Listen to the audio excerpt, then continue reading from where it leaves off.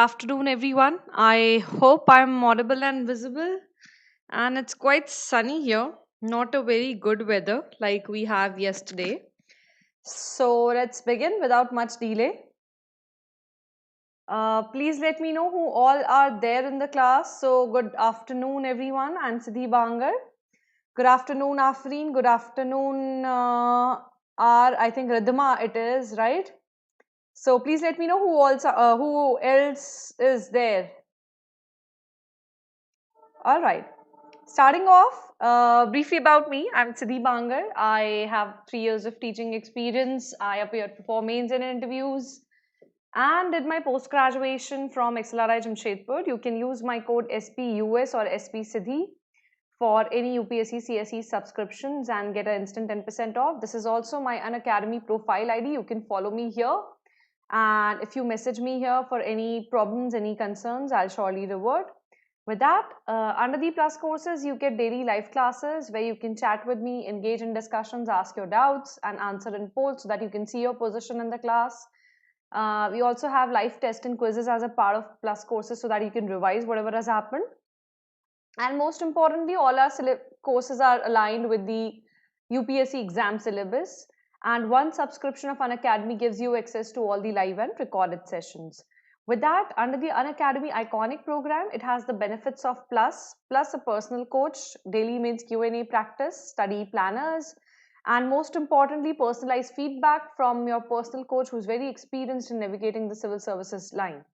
With that, 12 months Iconic is 64,000, 24 months Iconic is 99,000, and you can use my code SBUS to get an instant 10% off on the Iconic or the Plus subscriptions, whichever you choose to buy. And 44,000 for 1 year plus and 64,000 for 2 year plus. And you can use my code SBUS to get an instant 10% off on the same. With that, choose wisely, choose Unacademy and choose Iconic, and you can use my code SBUS to get an instant 10% off on any UPSC CSE subscriptions. With that, we'll be having a special class live at 9 p.m. tomorrow.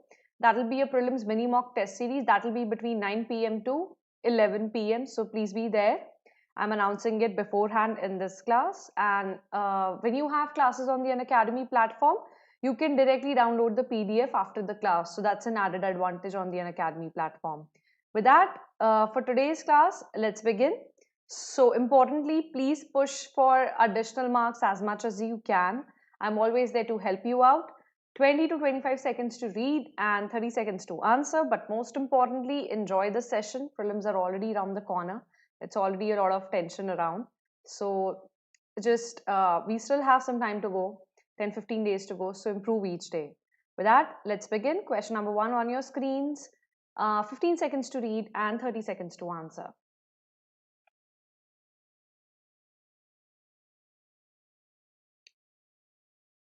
Good afternoon, Mansi. Good afternoon, Ashutosh. Hello, Neelam. Good to see you here.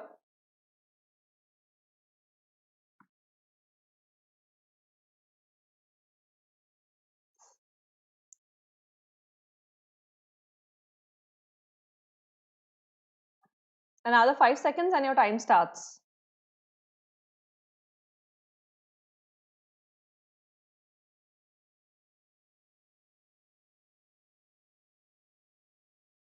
Your time starts now.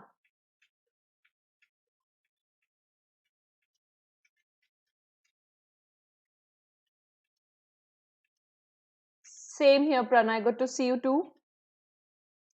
Afreen has already answered. Anybody else wants to answer? Neelam, Ashutosh. All right.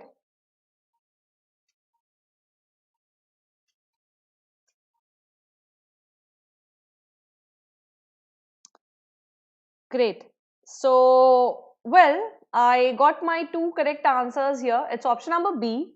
UK Sinha committee has been set up for the MSME. Yes, Neelam, I understand. It's B. For the MSME enterprises, basically government has for long, in fact, even in the Atmanirbhar Bharat Abhiyan. So that's what I forgot to announce. In the next session, which is happening on Unacademy, that is tomorrow, It will be a revision of the Atmanirbhar Bharat Abhiyan, the complete package. So it will be a 2-hour session in which we'll do questions only on the Atmanirbhar Bharat Abhiyan. So even for the Atmanirbhar Bharat Abhiyan, the MSME sector has been the first priority. That was the first tranche of initiatives announced as a part of the ANBA package. So the UK Sinha-led committee is related to MSME sector. They were set up to find out what can be done to actually boost the production, to boost the productivity and production both of the micro, small and medium enterprises, right? So UK Sinha, we all know, he is a former SEBI chief, right? All right. Let's come to question number 2. Ridhima, it's option number B, MSMEs. This is a report. So let's see how many of you remember. We have done too many reports. I think most of you must be remembering the reports already. We have done them a lot of times. All right.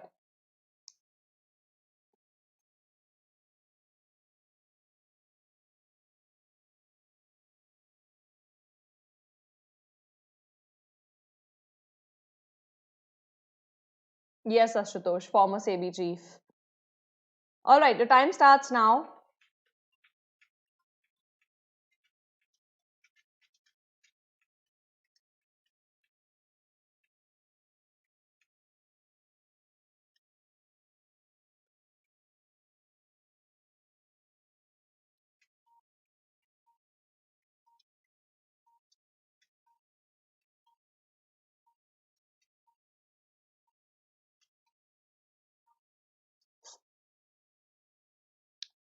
Okay, I already have my first correct answer.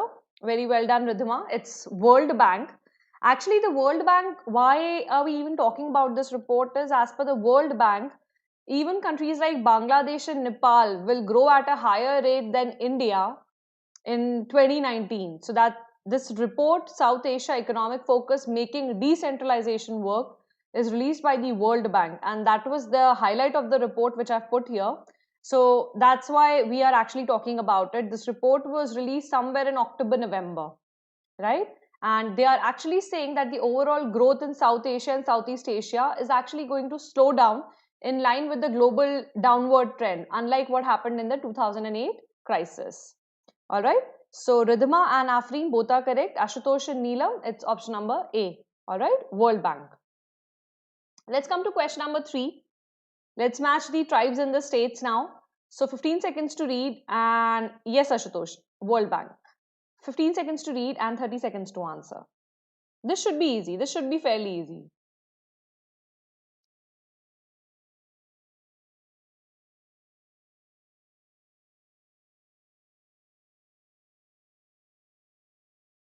Your time starts now.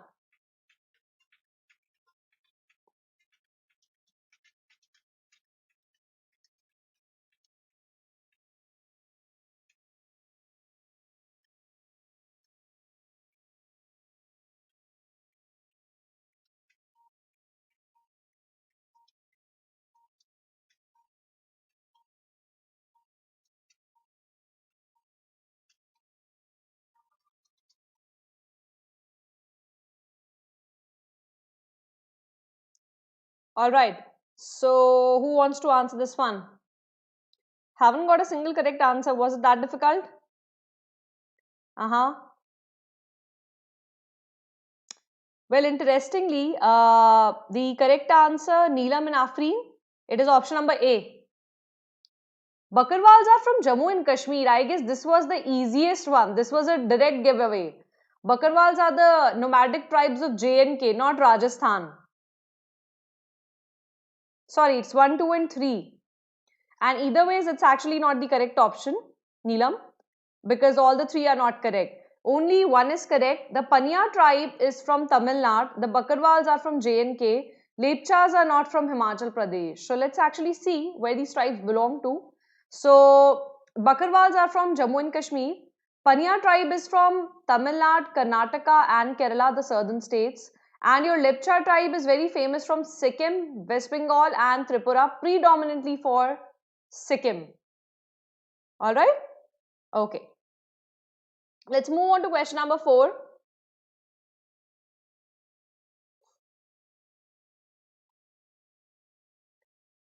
10 to 15 seconds to read and 30 seconds to answer.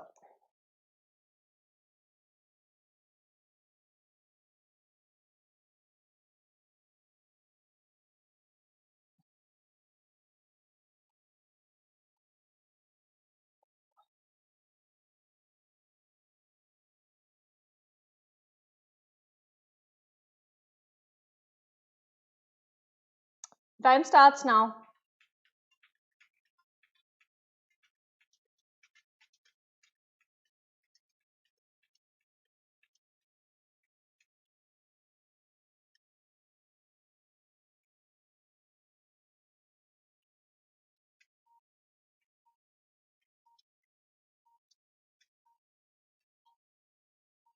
Ashutosh, Ridhima, Afreen, any answers?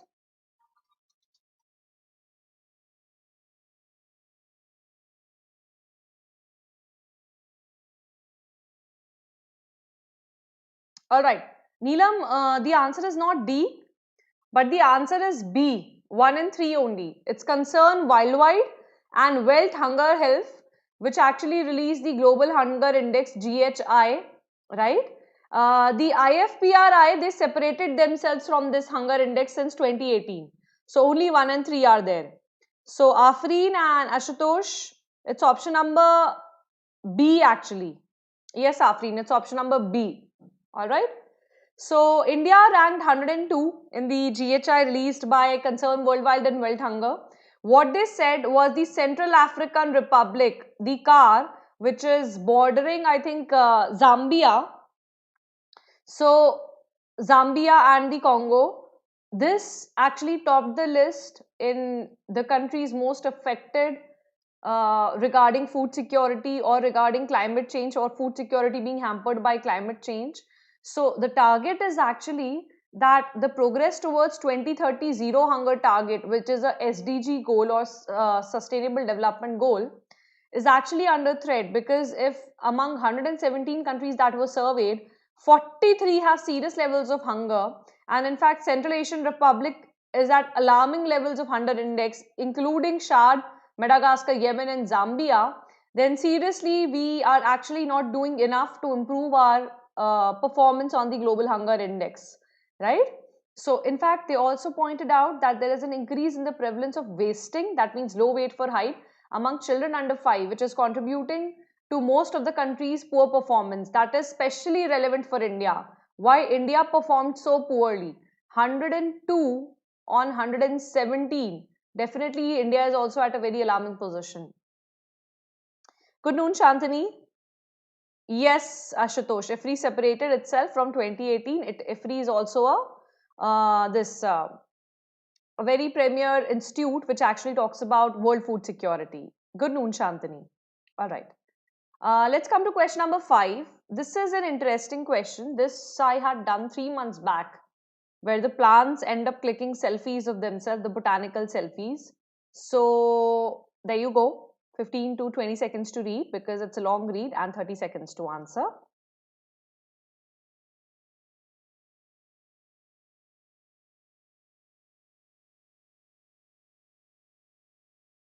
I'm sorry to hear that, Neelam.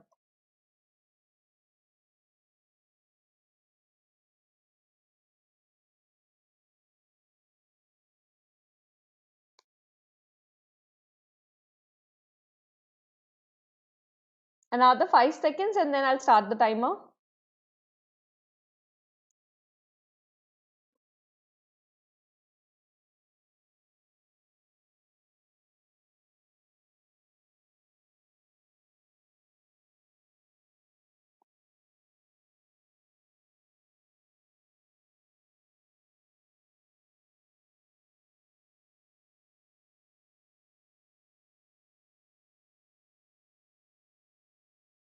The time starts now.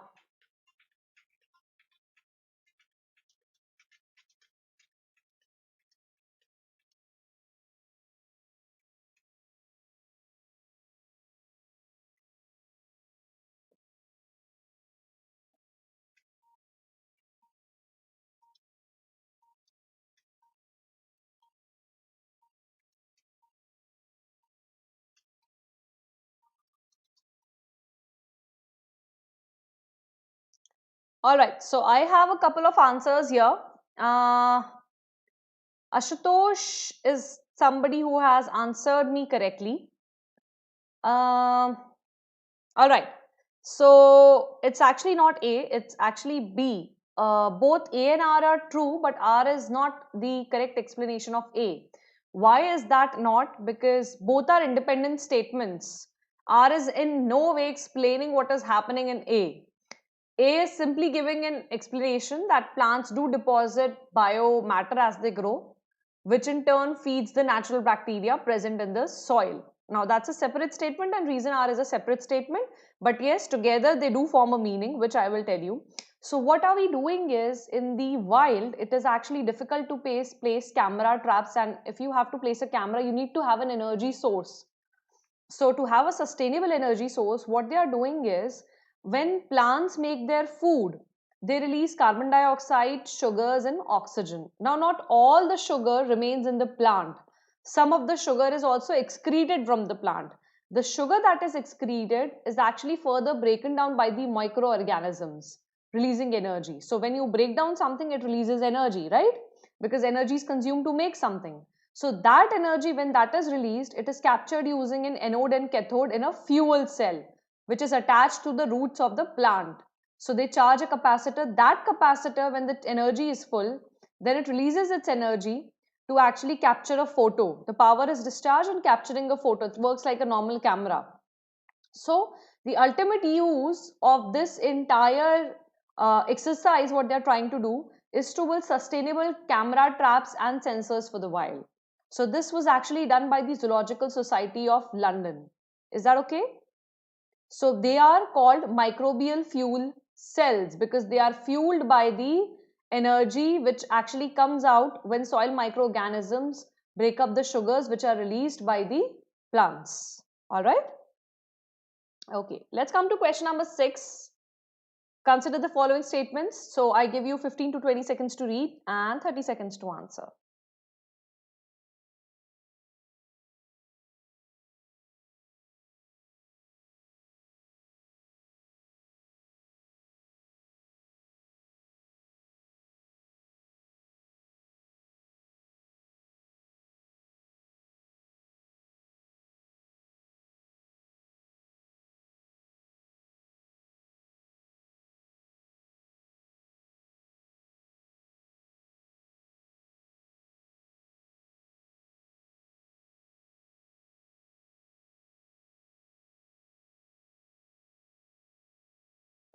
Good afternoon, Ram. All right, your time starts now.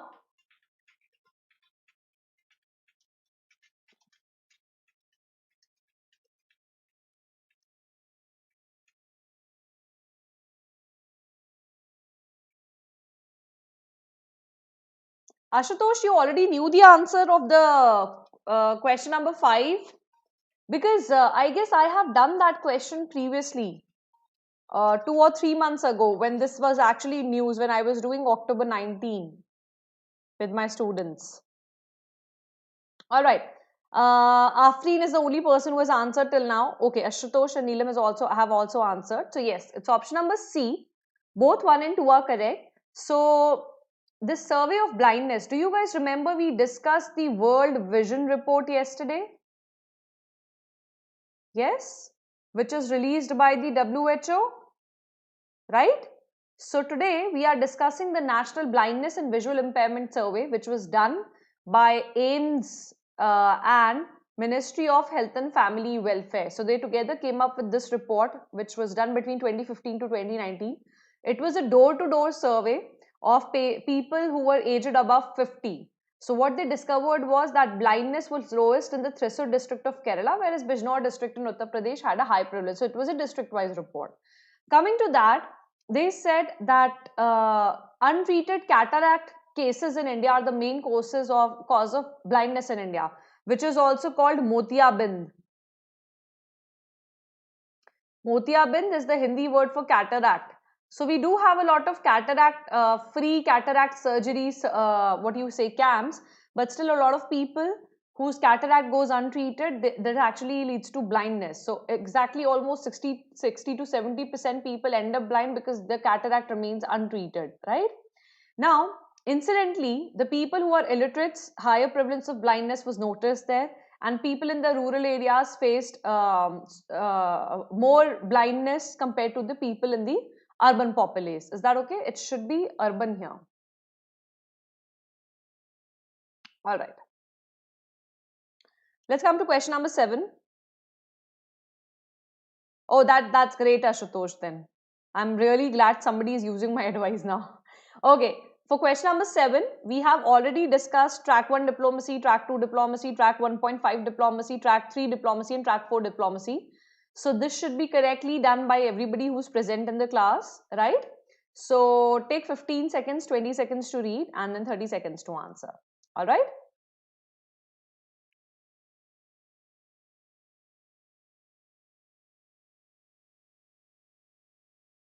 Ram, why are you not answering the questions? I hope that you answer question number 7. The time starts now.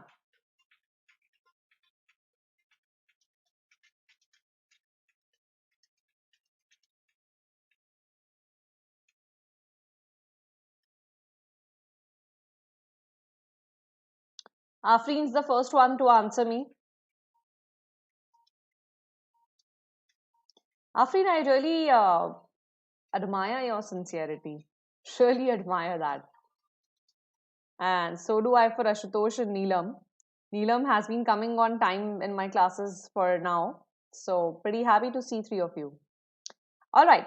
Well, yes, it's option number B. We have discussed this in detail when we discussed that in New Delhi there was an India-ASEAN dialogue going on. Do you guys remember that? We have already discussed that. I hope I'm audible enough. Am I audible? Am I properly audible? Yes, Shantini, you're also correct. It's option number B. So let's just discuss it again briefly. Track 1 diplomacy will simply involve higher level political and military leaders. Track 2 will be a completely unofficial dialogue. For example, academic, religious, NGO leaders, cinema leaders, they will go and talk. Track 1.5 is a mixture of track 1 and track 2. That's track 1.5, official and non-official actors, which all of you did correctly, right? And track 3 will be people to people diplomacy. So a group of, say, what do you say, traders goes from India, meets a group of traders from Pakistan. So that's people to people diplomacy. And multi-track is when other official and unofficial people, actors get involved. For example, the Taliban agreement. So US and Taliban got into an agreement. Doha was the country which was actually mediating it, and they also got Pakistan involved. So that's multi-track diplomacy, also called as track 4 diplomacy. Right? Ashutosh, you want to, which part do you want me to explain again? Tell me, and I will explain that part again. We'll come back to that again. I guess I just explained everything again. All right. Let's move on to question number 8. World Economic Outlook. Ashutosh, let me know which diplomacy you haven't understood. So after doing the 8th question, I will explain it to you again. All right. Okay, World Economic Outlook on your screens. So I give you 15 seconds to 20 seconds to read and 30 seconds to answer.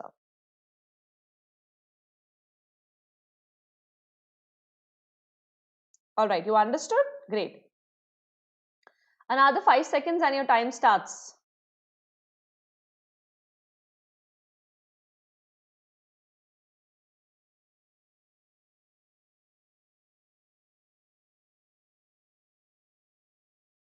Your time starts now.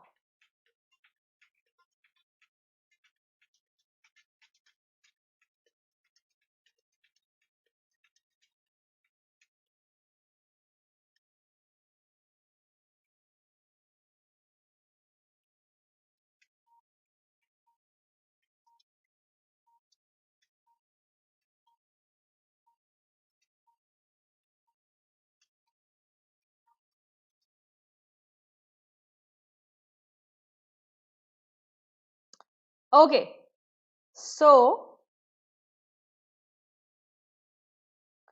Neelam, Radhima and Afreen, the correct answer is option number C actually. Uh, Interestingly, when it was released in, yes, it's released twice, so option number C. Interestingly, when it was released in 2019, that time India was still doing good. Now, though, obviously, the entire world economic outlook has changed. So, yes, it is a survey by the IMF which is published twice a year. This is correct. And yes, the report was released in 2019. This is with respect to 2019 report. It says that despite the slowdown, India still retained the tag of fastest growing economy, right? However, now definitely everything has changed. Forget about fastest, our GDP growth is in the negative. So let's see what the reports, I mean, overall, everywhere in the world, our growth percentage has been cut down. So definitely we can't say anything during these times. Yes, Ashutosh, I know. So it's option number C. All right. Let's come to question number 9. Interesting question. So I give you 15 to 20 seconds to read and 30 seconds to answer.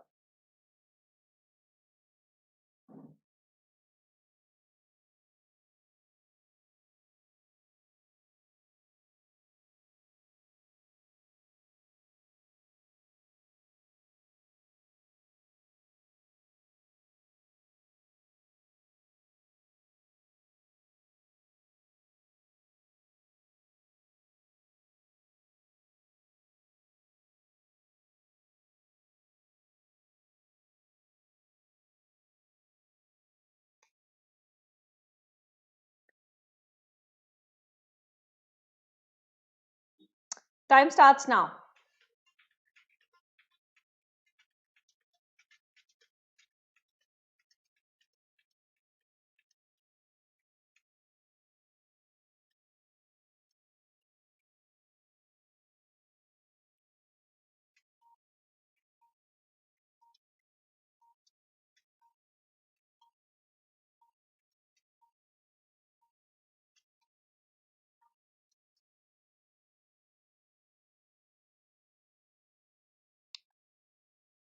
All right.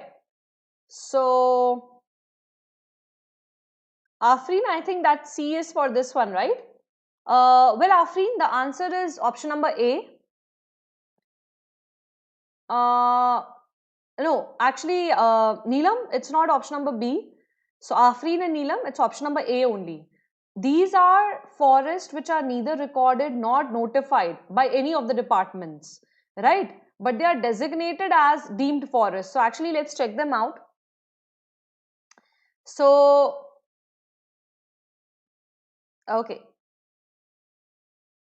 all right. So these are the areas that can be either notified by the forest department or the revenue department, and there are areas like forest which are neither recorded nor notified in some cases. So what happens is locally they will be declared as deemed forest, but there will be no legality attached to it. Is that understood? So that the Supreme Court, so why it was in news that even after almost 23, 25 years of the Supreme Court judgment, which told the states to classify, identify and classify the deemed forest, give them some legal status so that they can be protected, the states have still not come up with a common criteria for deemed forest, whether they will be recorded or not recorded, whether they will be notified or will not be notified. So they might be notified by the forest or the revenue department, or they might not be notified or recorded, but they can still be considered to be the deemed forest. So there's no proper criteria around them. And that's why there's a lot of regional variation. So even when you have the forest surveys, Afreen, deemed universities is a very separate thing. Deemed universities, you have a certificate. For example, the organization that I graduated from, or the SRM University in Chennai, which is a very, very big university, is a deemed university. XLRI, from where I graduated, is a deemed university, right? So deemed university is a very different concept. Deemed forest, on the other hand, is a very loose concept. There is no definition, there is no recording, there is no notification. So it's like whatever they feel like, they can even declare a patch of land with a couple of trees on it as a forest. So that might be the criteria in some of the states because they want to show higher forest cover. and that might not be the criteria in other states. So that's why the Supreme Court said when the forest survey was released that it's been almost 23 years and no guidelines have still come up. Is that okay? So it's option number A, that they are neither recorded nor notified, but they can be notified either by the forest department or the revenue department. Let's come to question number 10, conference of on disarmament. So I give you 15 to 20 seconds to read. Let me check what's wrong with this. Just give me a minute. I need to check. Guys, just give me a minute. I guess I forgot to switch on my charging port.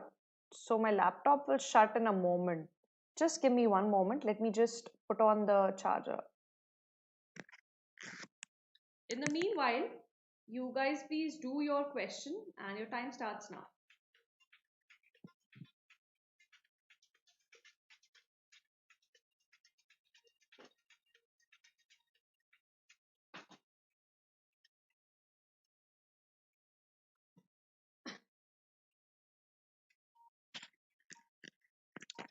Yes, I'm back.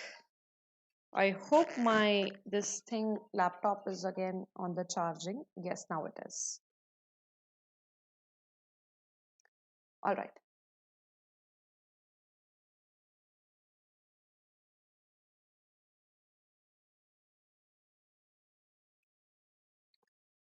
So do we have any answers? All right.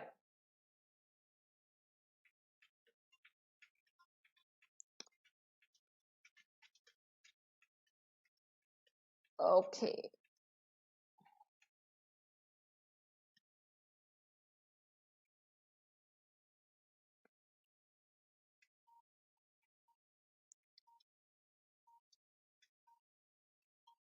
All right.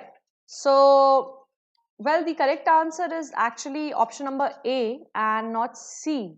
Your North Korea is very much a part of Conference on Disarmament. So actually, let's go and check it out what it is about. It's not C, it's actually A. So your Conference on Disarmament was formed in 1979. That was way back, till the time the DPRK had some sense into it.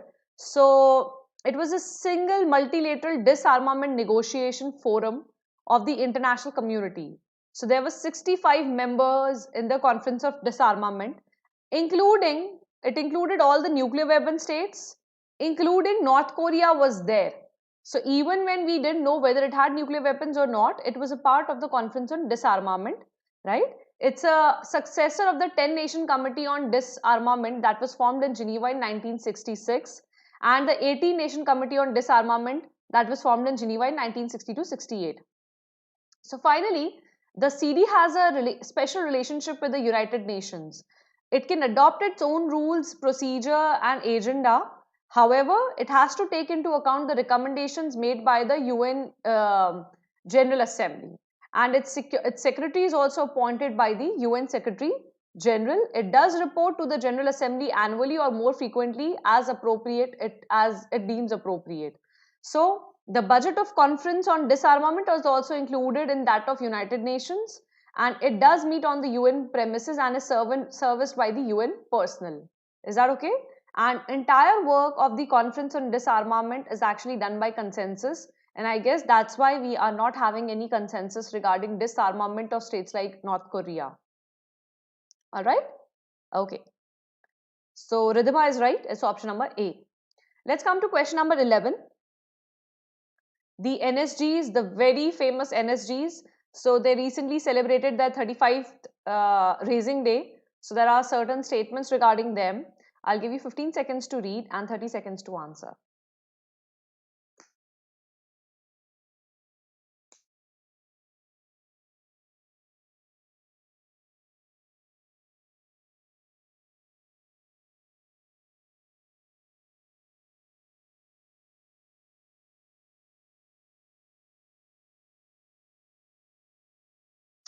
The relationship is simple. They have, it's kind of an attached office. Do you understand? Like the ASI is the attached office of Ministry of Culture, can draw its own procedure, agenda, etc. But the budget, the personnel, that will come from the UN. The office is given by the UN.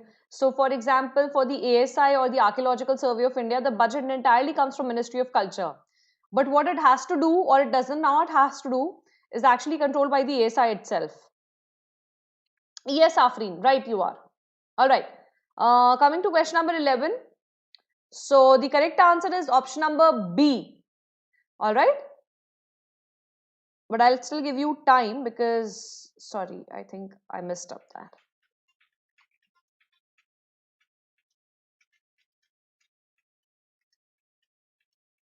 Obviously, Afreen, the North Korea withdrew from the conference on disarmament. Now, the North Korea is a confirmed nuclear weapon state, as we discussed in that question regarding nuclear watch. So, it is one of those states which are considered to be a nuclear weapon state, right? All right. So, this one's option number B actually. So, Shantini is right. Himanshu, it's option number B. Rest, all of you are right. Ashutosh, Neelam, Afreen, Ridhima. So your NSG is actually categorized under the Central Armed Police Forces and draws its people from the Indian Army as well, right? So its core operational capabilities provided by the Special Action Group. We discussed the Special Protection Group, which is under the Cabinet Secretary, remember, which was formed in 1985 after the assassination of Indira Gandhi. So they are supposed to protect the PM. Now, it's one of its tasks or one of the tasks of the NSG is to release the annual publication of the Bombshell magazine. It sounds like a Playboy magazine, but nonetheless, it's a Bombshell magazine. And your NSG was formed on September 22, 1986. All right. Let's move on to question number 12. This is a pretty interesting thing. So I'll just start the timer right away because you'll require only 30 seconds to answer this one.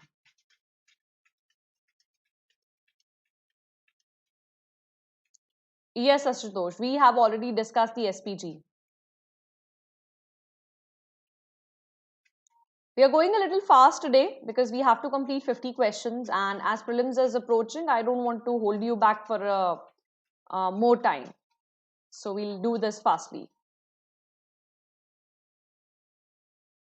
Yeah, the Bombshell magazine sounds like the Playboy magazine. I don't know, that just came to my head. All right, so who's answering this one?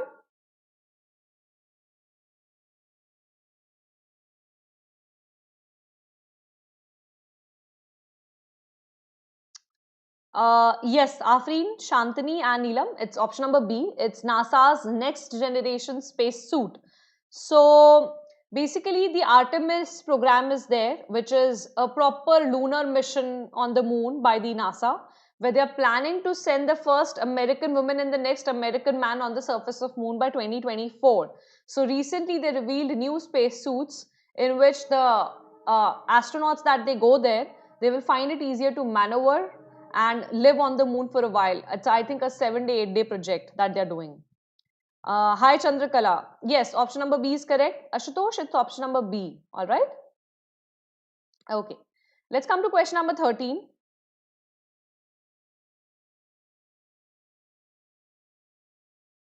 This is pretty easy actually.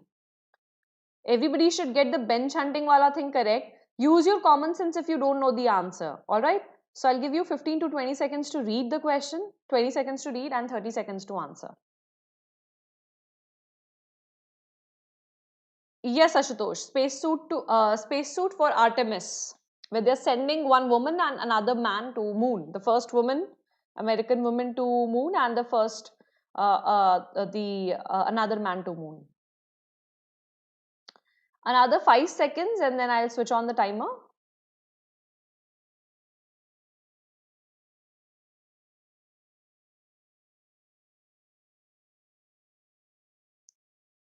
There we go.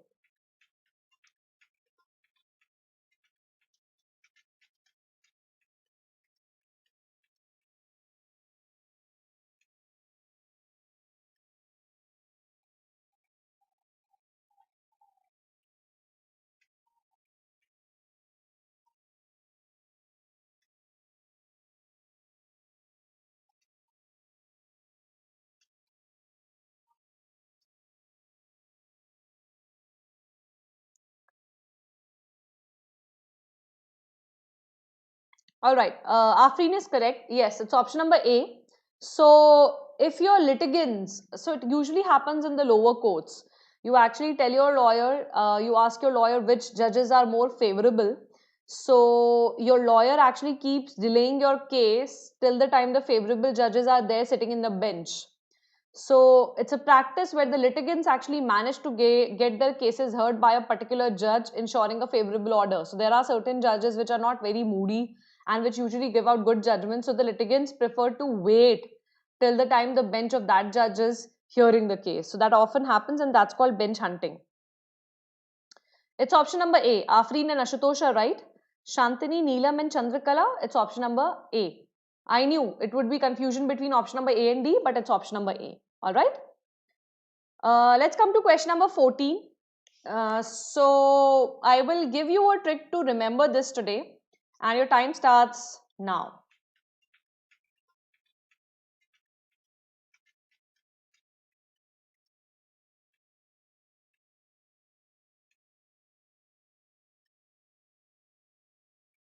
Yes, Chandrakala, it's option number A. This one's pretty easy. We have done all of these already. So I'm just repeating the question.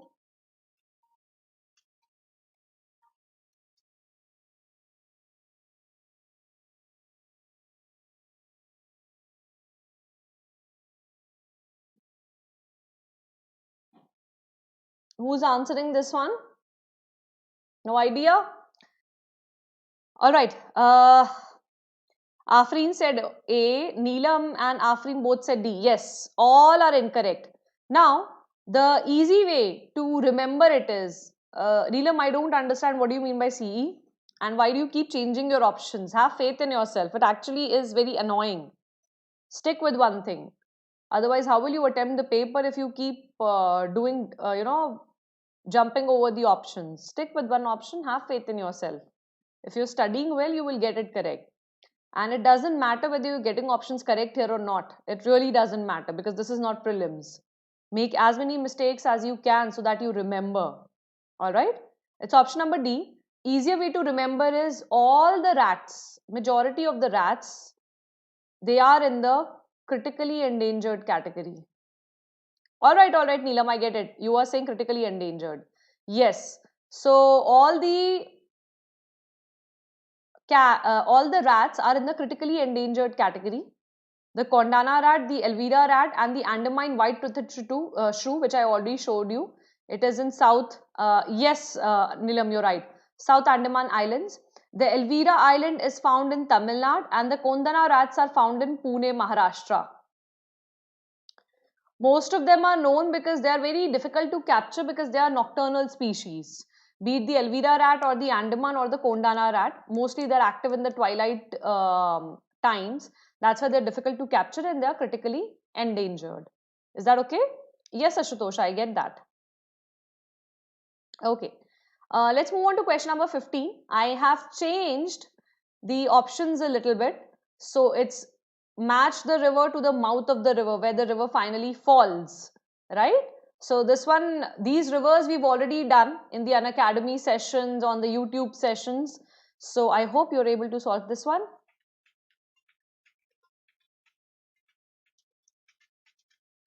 So Ridhima, Chandrakala and Himanshu were right for question number 14.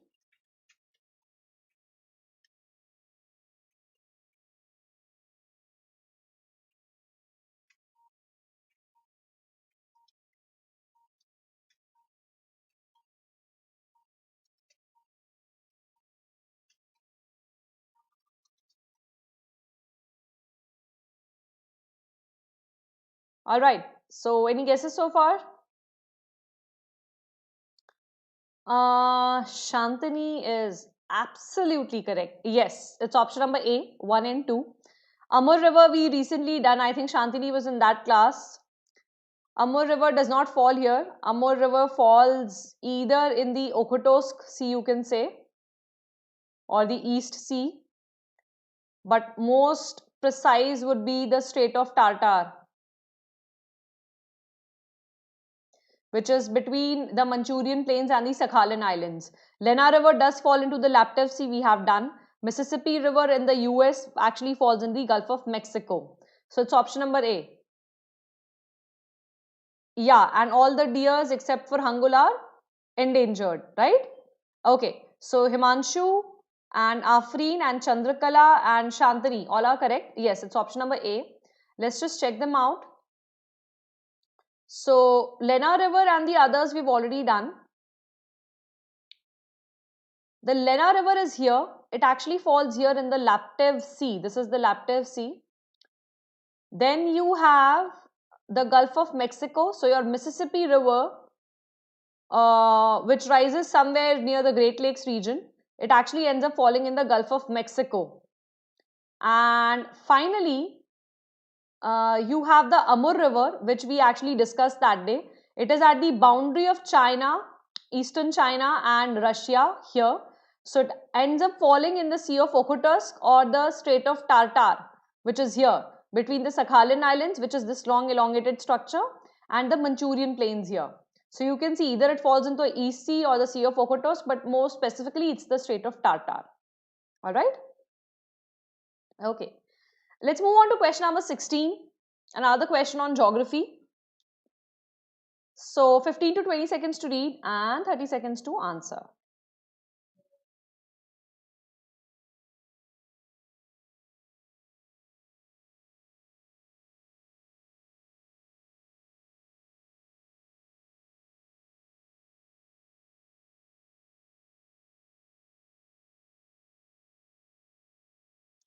Okay, your time starts in another 5 seconds.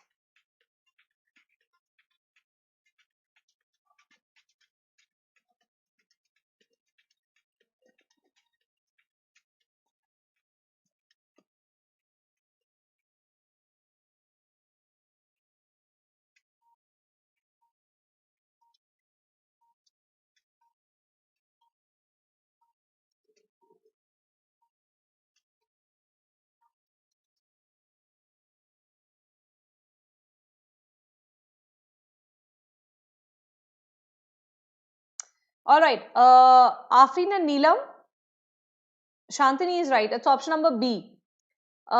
Basically, this volcanic mountain is situated between the border of North Korea and China. I mean, how can you do this question by elimination? If you see the world map, do you see the world map here? Now, if you understand the world map, this region is South Korea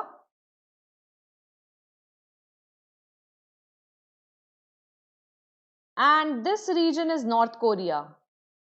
So essentially, China does not have a boundary with South Korea. So even if you're saying that the mountain is actually at the boundary of China and South Korea, that is automatically wrong because China and South Korea don't have a boundary. So you can directly do this question by elimination. I'm assuming, Shantini, you did it by elimination only because there is no border between South Korea and China. So it's North Korea and China where you have this volcanic mountain situated. And yes, it is at a height of about 9,000 feet, which is almost half the height of 18,000 feet, which is where you have the Khardula Pass in Sikkim. So definitely, this is the highest peak in the Korean peninsula. So option number 2 is correct, but option number 1 should be North Korea and China. So you could have directly used elimination to do this. All right. Why was it in news? Because this is a volcanic mountain. That's the highest peak. It is also considered to be very, very sacred by the Koreans. And it actually last erupted. It's a dormant volcano. It last erupted in 1000 years ago. All right. Let's come to question number 17. So I'll give you 15 seconds to read and 30 seconds to answer. Shantini, did you use the same trick? Or did you know the question already? You had done it somewhere.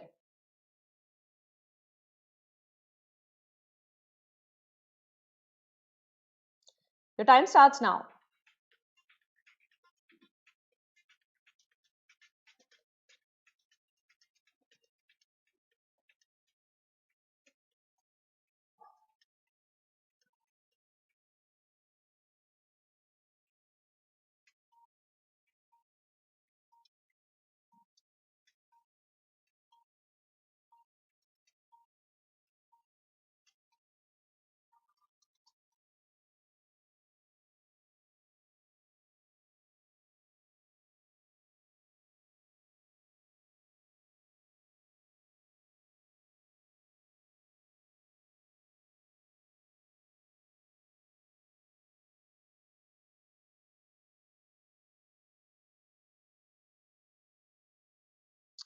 Okay, so who has answered it?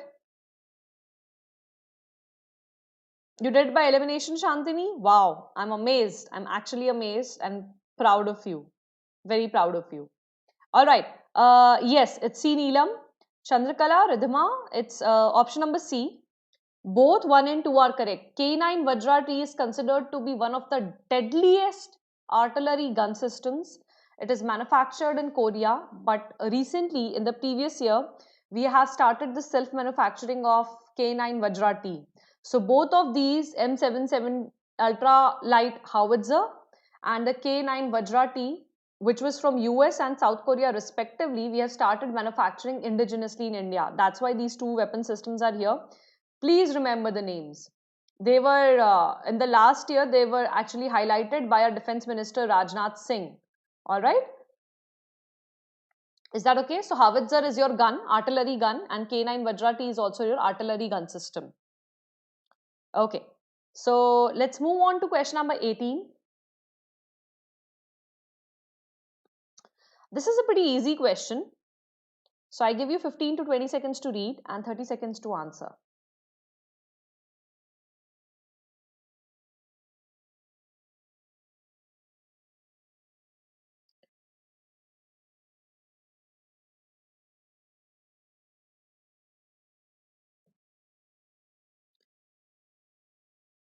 Your another 5 seconds, we'll start the timer. Guys, I hope I'm audible. Please let me know if I'm not audible. I hope I'm completely audible. And I hope you guys had your lunch because I didn't have mine. So we'll take a break after question number 25 for 10-15 minutes. I'll go eat something and then we'll be back. All right? All right, your time starts now.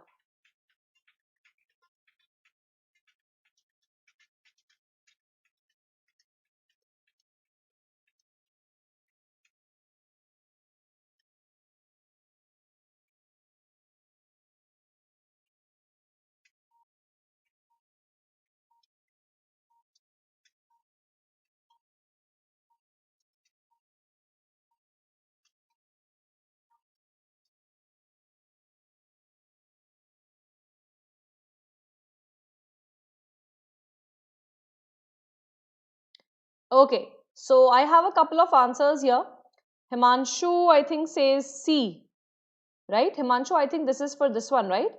So, well, only one person has answered. Two people have answered me correctly. That's Afreen and Shantini. It's option number A. So, only this option is correct. India is a member of this organization. It is not for zero child labor policy, but for universal health coverage by 2030. So that is there. And it is an international organization of parliaments of sovereign states, but not under the United Nations. It's an independent organization headquartered in Geneva, Switzerland. If you do not remember the headquarters of any place, either it's New York City, USA, or it's London, or mostly it's Geneva, Switzerland. All right. So recently a resolution was passed by the Interparliamentary Union, which is an international organization of the Parliament of Sovereign States, that we should have universal health coverage by 2030. It was established in 1889 in Geneva, Switzerland, and yes, India is a member of this organization. All right. With that, let's move on to question number 19. I give you 15 seconds, 20 seconds to read and 30 seconds to answer.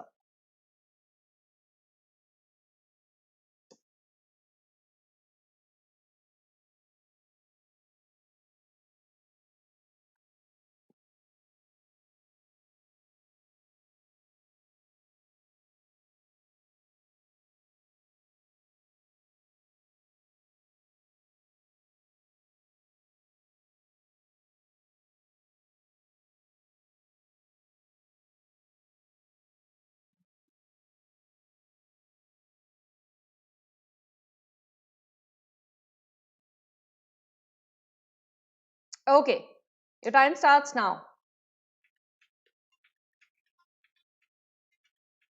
Yes, Neelam, you're right. Food is always Rome in Italy. These people are pretty fond of their weed. You're right. And their food is also very tasty. I must say that. All right. So I have a couple of answers here already. There is somebody called Dirangula. I am seeing you for the first time, Mr. Prajwal. All right. So let's see. Guys, have you read the question correctly?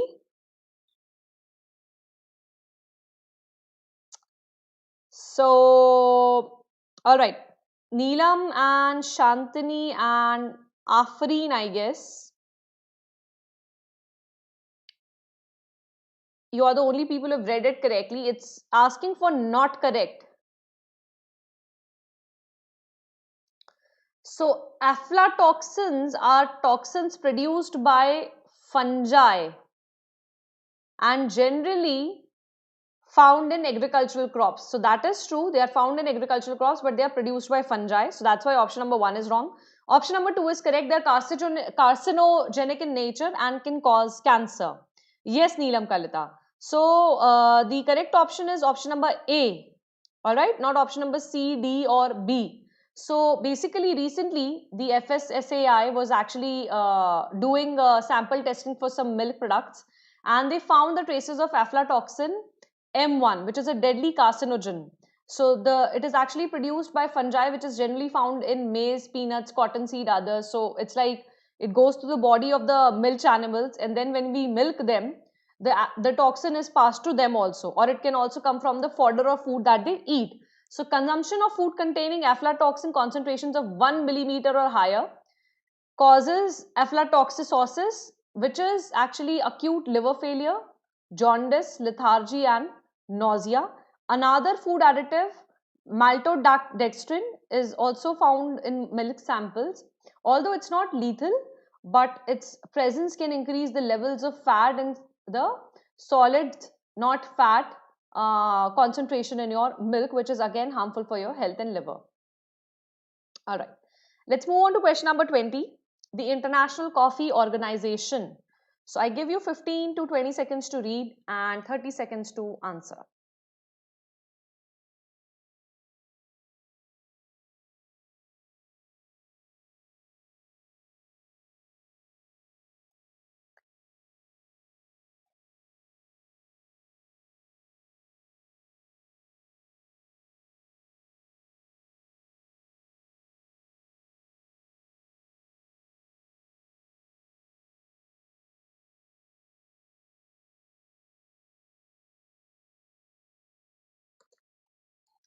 All right, your time starts now.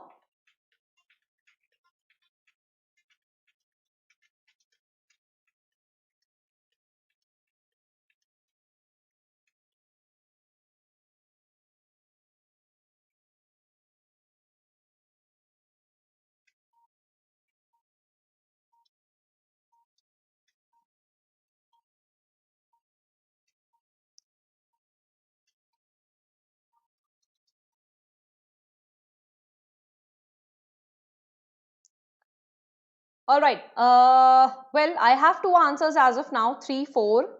So, Prajwal, it's not option number C, it's option number D. Rest, all of you are correct. It's option number D. Yes, it is an intergovernmental organization for coffee, and it brings together all the exporting and importing countries. It was set up in London given the importance of coffee all around the world. In fact, it's a very common saying among the British that day doesn't start without coffee.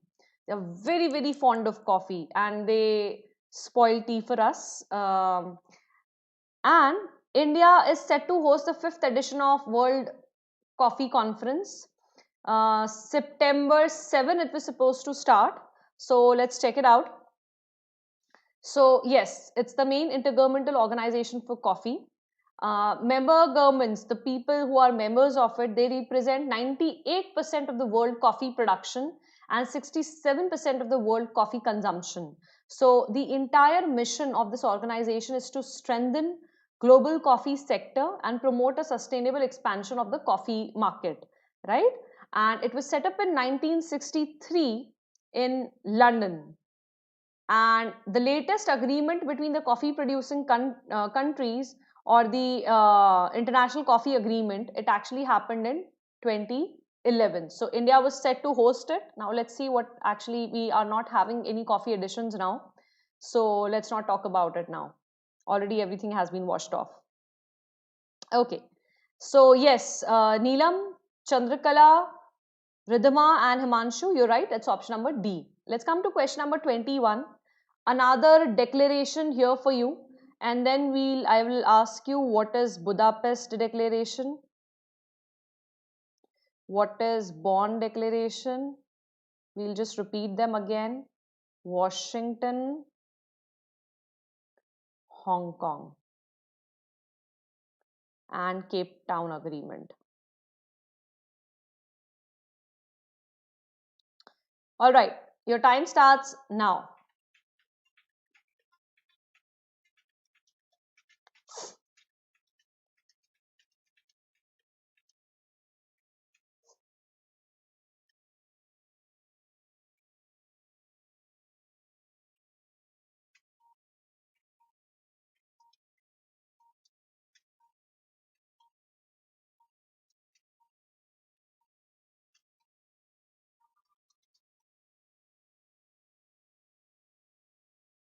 Okay, yes, Afreen and Ashutosh are right. It's option number A, healthcare. Neelam is also right.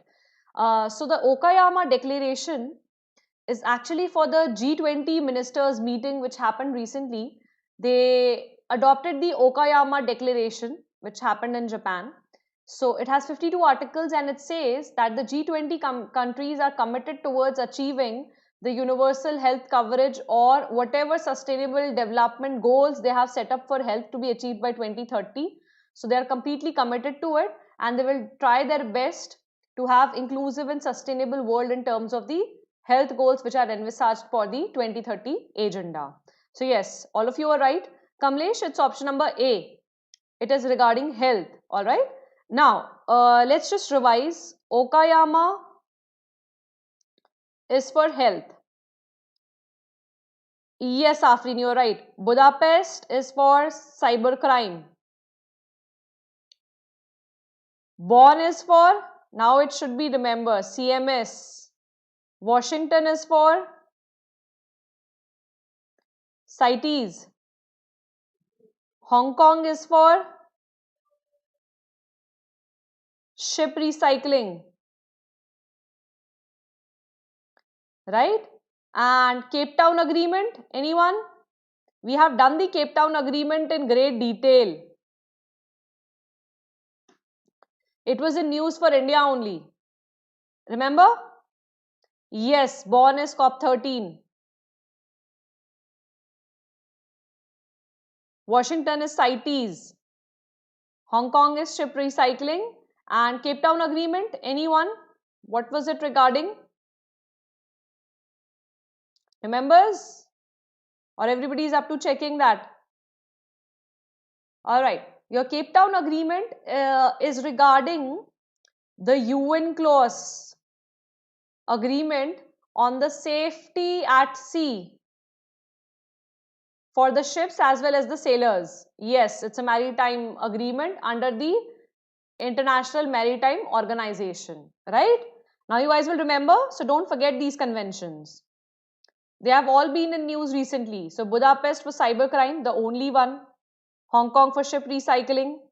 Cape Town is for IMO, International Maritime Organization, UN clause, Okayama Health, right? Okay. Let's come to question number 22. So I give you 15 to 20 seconds to read and 30 seconds to answer.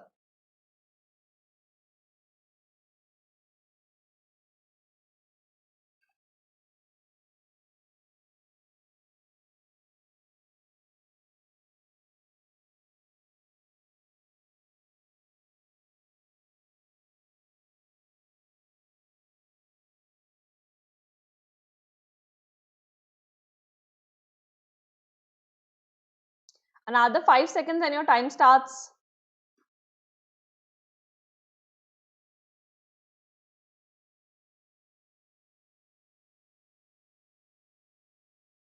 And your time starts.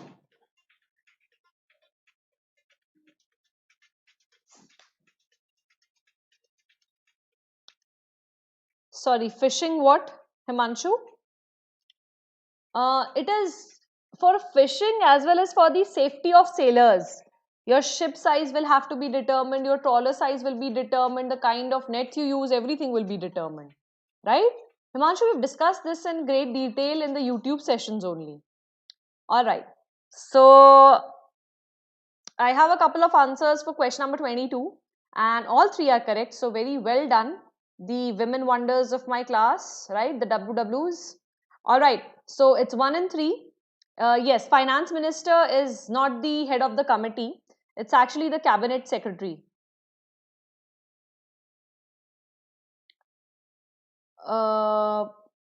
Wait. Yes, it's the cabinet secretary.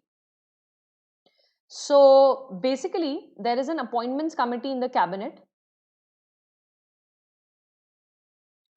Chandrakala, it's option number C.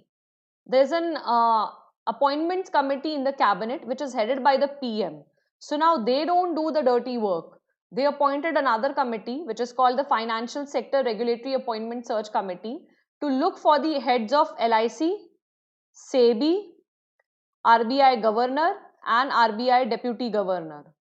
All that search was included in this and yeah, and it's headed by a cabinet secretary. So then they send their recommendations to the appointment committee of the cabinet, which is headed by the PM, which then appoints these people to respective organizations.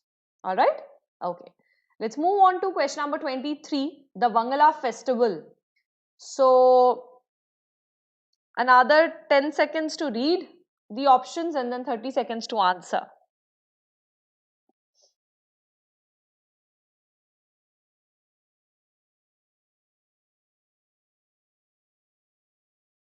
Your time starts now.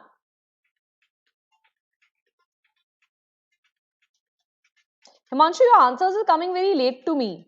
And 22nd is actually option number C, 1 and 3, not D. Option number 2 is incorrect. Finance minister does not head it because it's an appointments committee. So why will the finance minister be heading it? Right? Okay. Neela must be already knowing about it, I'm quite sure.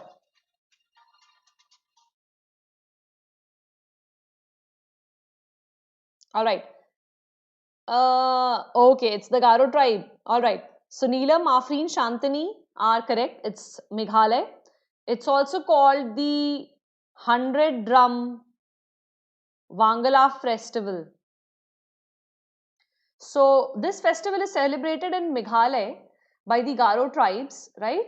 And it's their biggest festival. So it's held in the honor of the sun god of fertility. So at the end of the sowing season and agriculture year, they celebrate it. The highlight of this entire festival is the beating sound of 100 drums or nagadas, which are beaten together. So it is also called the 100 Drum Wangala Festival.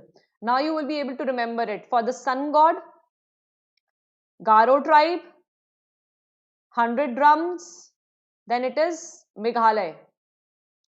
Alright? And it marks the end of the sowing season.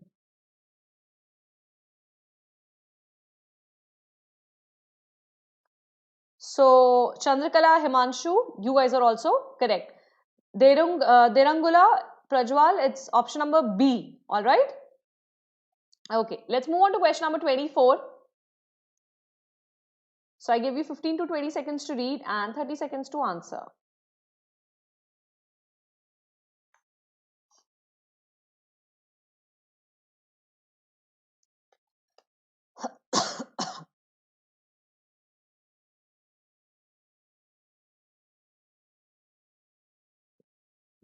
Guys, make this 6251 actually.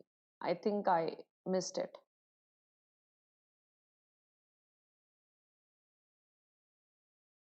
It's okay, Manchu. It's okay. It's completely okay.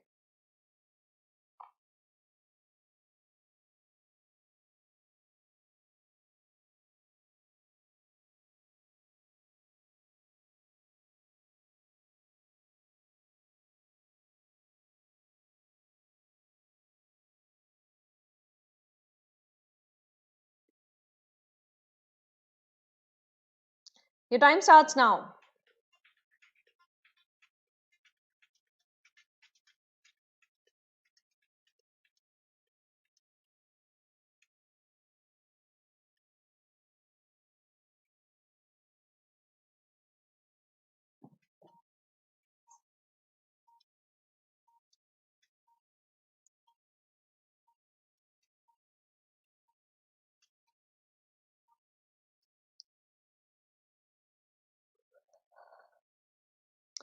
Well, understandably, none of you have answered me correctly. The correct option is option number A. The resolutions are not legally binding. However, they do carry a moral authority. Hence, option number 2 is incorrect, but option number 1 is incorrect. So, the old UNHRC has been replaced by a new UNHRC, right? It's an intergovernmental body and it was created in March 2016. So it replaced the former UN Commission on Human Rights. And now we have a UN Human Rights Commission. So it is headquartered in Geneva, Switzerland, and its resolutions are not legally binding, but they do carry a moral authority. And recently, why it was in news is that the UNGA has elected 14 states to the 47 member body of UNHRC to actually make the decisions. Is that okay? All right. Let's come to question number 25.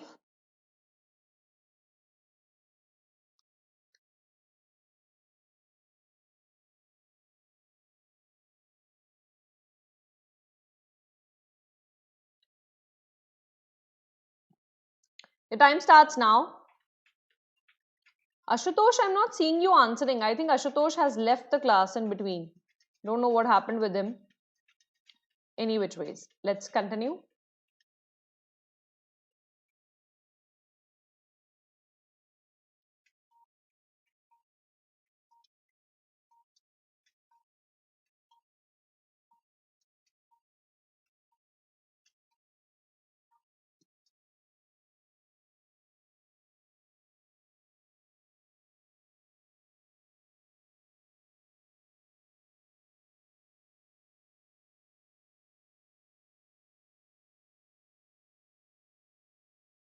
Understandably, Chandrakala, neither one nor two are correctly matched. Both are in Syria. So the first one is a border town between Turkey and Syria, and the second one is a town in Syria, only the southern town. So do you guys remember US and the Kurdish fighters?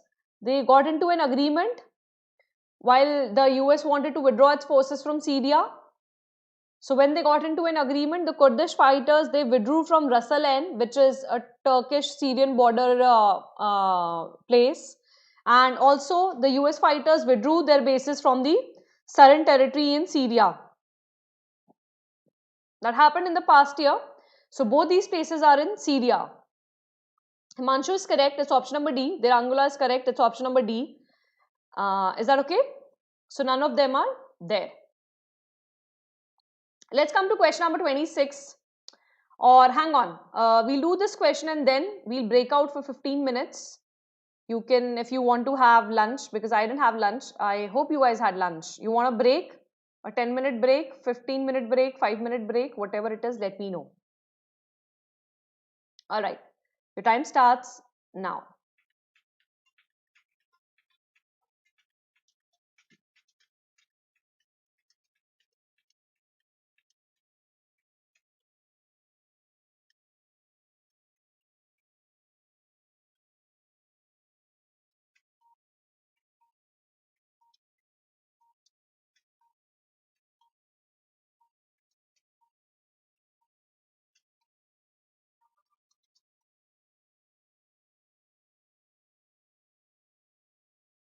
Okay, so interestingly, Vilakshan is the first one to answer, but nonetheless, that's actually an incorrect answer. It's option number D, which is the correct answer. So Sonia is your overnight interest rate for sterling in the British market, right? No, Neelam, it's not B, it's actually D. So none of you have answered me correctly. So Sonia is short for sterling overnight interbank average rate. Sterling, which is the currency of Britain, overnight interbank average rate, in contrast to LIBOR, which is London interbank offered rate. So this rate actually came in 2017. The Bank of England selected Sonia as its preferred alternative to LIBOR. LIBOR is the world's global interest rate benchmark. So now, why do we actually use the Sonia rate? We use the Sonia rate because there are a lot of unsecured transactions that happen in the VRs. So during that time, this interest rate becomes active for the sterling. So it actually helps you gauge the depth of the funding of trades in the off hours and represents how much does the overnight business happen in the marketplace, how much of the markets are active, right? So your libor is actually based on the estimates of the transactions, how much transactions are going in, based on that they actually calculate the rate. However, your sonia is actually based on actual transactions that are vetted by the Bank of England. So Sonia definitely has a higher credibility. However, it is not used globally as much as the London Interbank offered rate, because that has been used for eons now. So that's there. No, no, Sonia, why would they write it in all capital, Neelam? I mean, use your common sense. I said always use your common sense. Why would they write Sonia in capital? Okay, let's move on. So should we take a break for 15 minutes? It's 4:20 right now. Let's meet at 4:35. A small break. Is that okay? Or you guys want to continue still?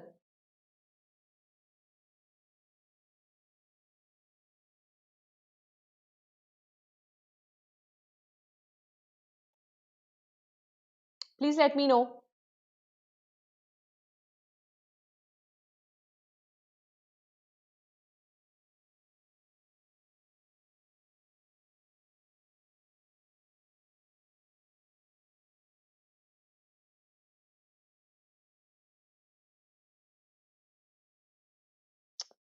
You are waiting for what?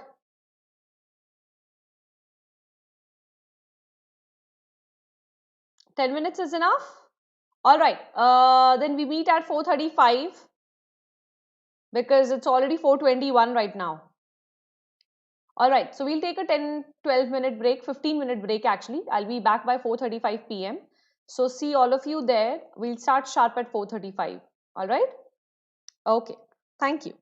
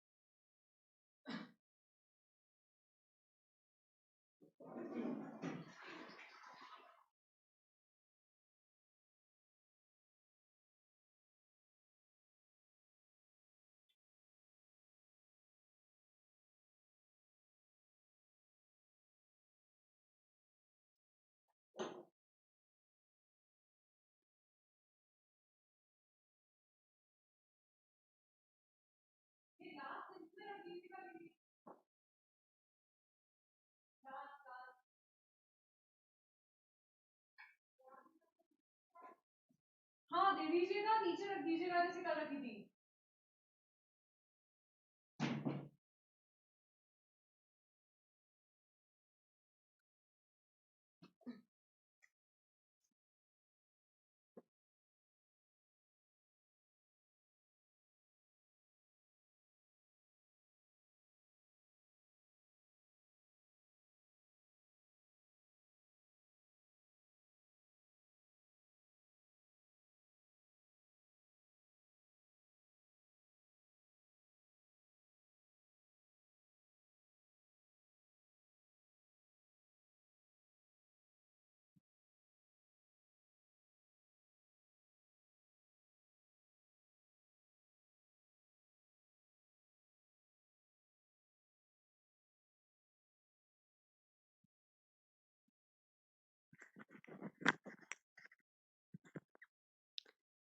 So guys, I'm back.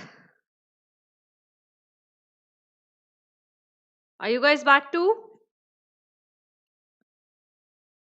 Should we wait for another 30 seconds for all of you to come back?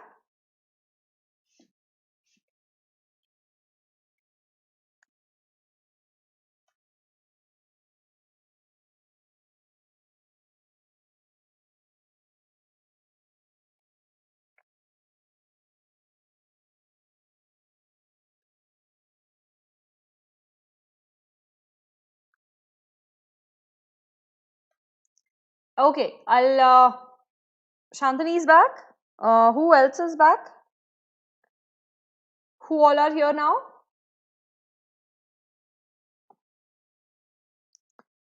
All right, Shantani, we'll wait for another 30 seconds for people to join in and we'll start off, right?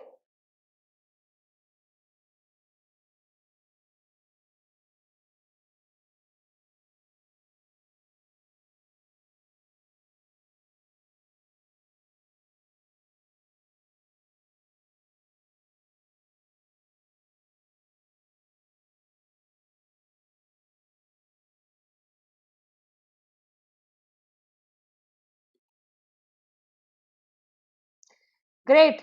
Already people have answered. People have started answering. We are back.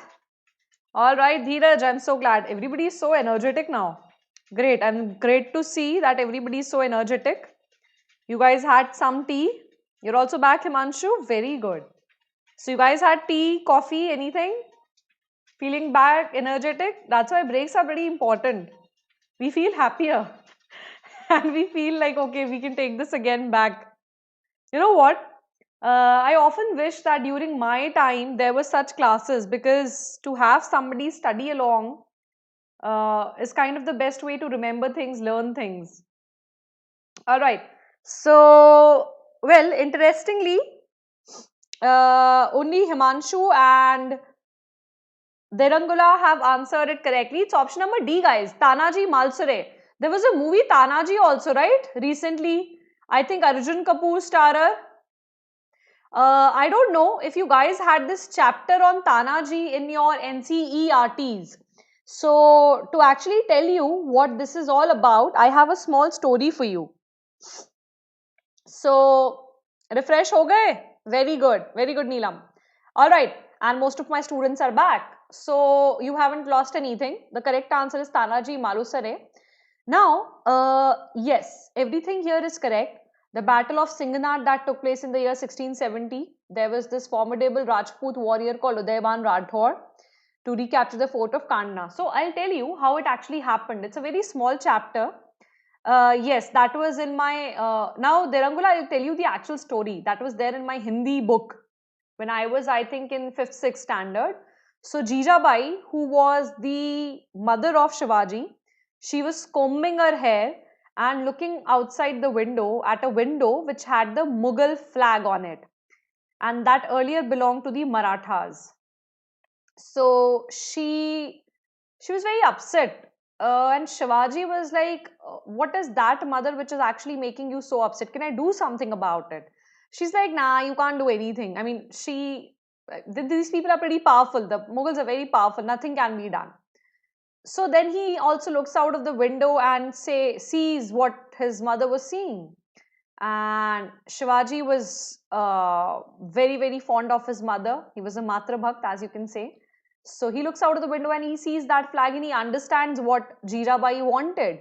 She wanted that fort, but as it is written here, Udayabhan Rathore, he was compared to an animal. He was huge. That man ate like eons. Yes, it's a hill fort. So that man ate huge quantities of food. He was almost a formidable warrior. You just can't defeat him. So the entire Mughal people who were actually there, it was a very, very strongly guarded Mughal fort, and it was at a height. So there's something called a gecko. A gecko is an animal which can actually stick its paws to the what do you say, steep walls. So that was where Tanaji, he decided that, we'll climb the fort, and they threw a gecko to climb the fort at night. It was very, very risky. But they decided in the daytime, if we go, we'll all be killed because we really can't fight this Udaybha and Rathore. So at night, they decided to throw the gecko. He himself, first of all, sent all his soldiers up, and then last May, he climbed the gecko to get into the fort. So in that battle which ensued, uh, he lost out to Udayban, he died, but finally his son managed to capture the fort. So when the entire news reached Shivaji, yes, like lizard, when the entire news reached Shivaji, the only thing that he could say, I'll say it in Hindi, then I'll translate it in English. He said, Singh aaya par gad gaya. Sorry, gad aaya par Singh gaya. Gad aaya par Singh gaya means the fort came, but I lost the lion, and the fort was Singhnath Fort, right? Singhnath means the lion's roar fort. So he said, we have got the Singh fort, but we actually lost the lion of the battle. So that was his tribute to Tanhaji.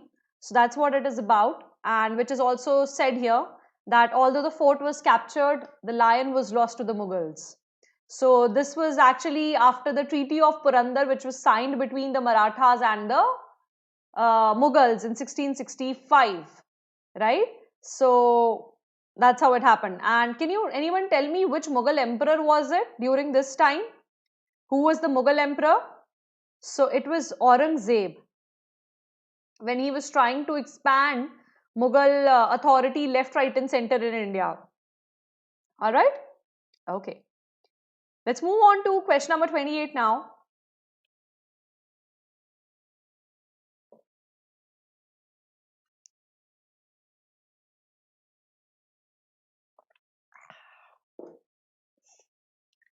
Another 10 seconds and your time starts.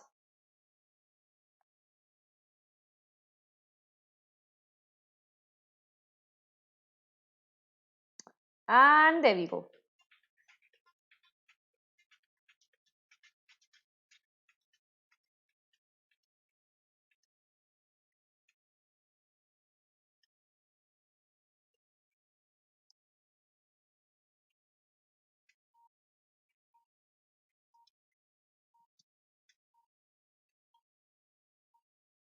All right, I already have a couple of answers here.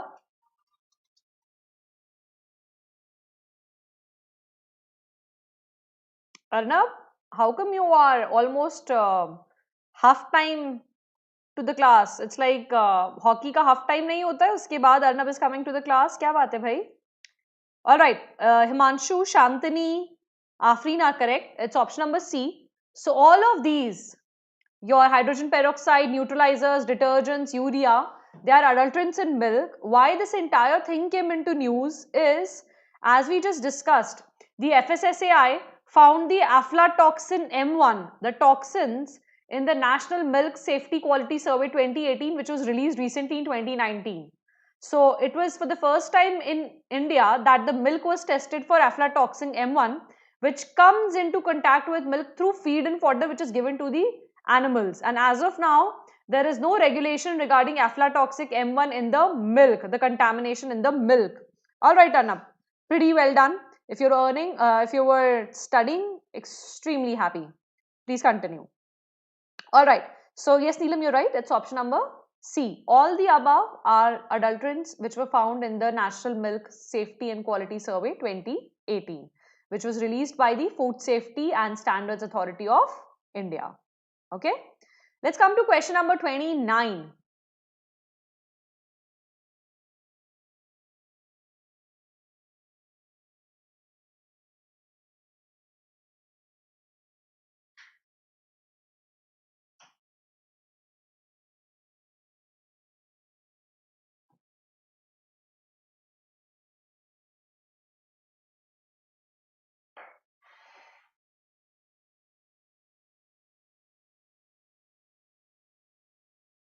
Your time starts now.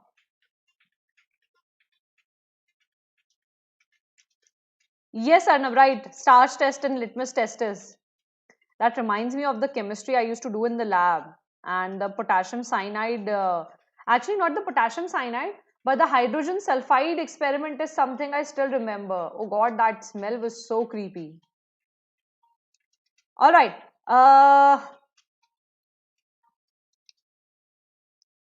So a couple of people have already answered. Yes. For question number 29, the option is B. It has been launched by Ministry of Culture. So all of you are right. I just want to show you the portal. However, most of you must have used the CCRT portal for art and culture. Do you guys remember? The Digital Bharati, Digital Sanskriti portal, the CCRT portal? Yes? So option number B is correct. Neelam, it's option number B. No, it's option number C. Option number 2. Ministry of Culture, that is where the e-portal is. I'll actually show you the e-portal if I can. Give me a second.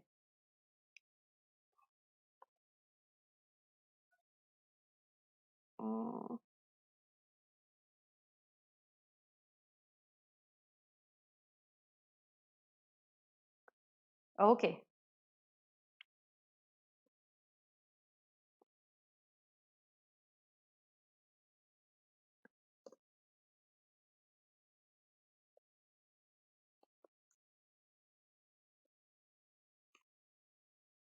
So, this is the CCRT portal that was launched. I just wanted to show it to you guys. It was launched on 21st October 2019. And indeed, CCRT website we've all used. So, a lot of material can be found on this website. I guess this is pretty good. Apart from the app that we discussed, the Audio Amigos app.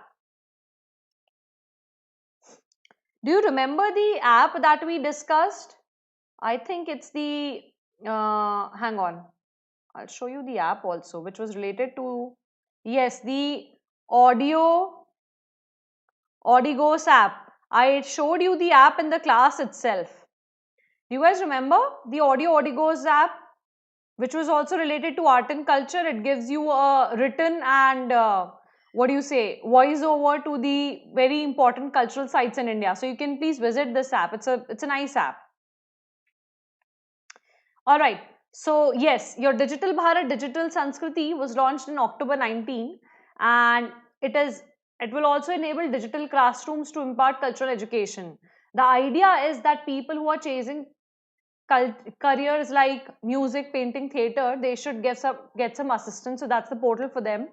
Importantly, the portal will also list out unknown aspects of India's rural and semi-urban culture. All right, let's come to question number 30 now. So I give you 10 to 15 seconds to read and 30 seconds to answer. You did, Afreen? Yeah, that was pretty good actually.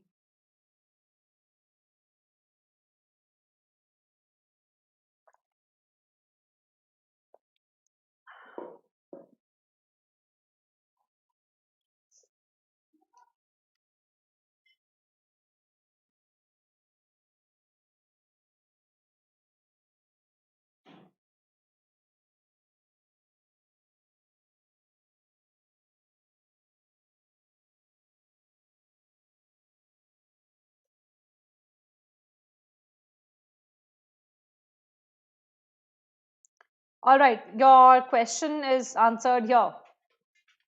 Time starts here. I will just.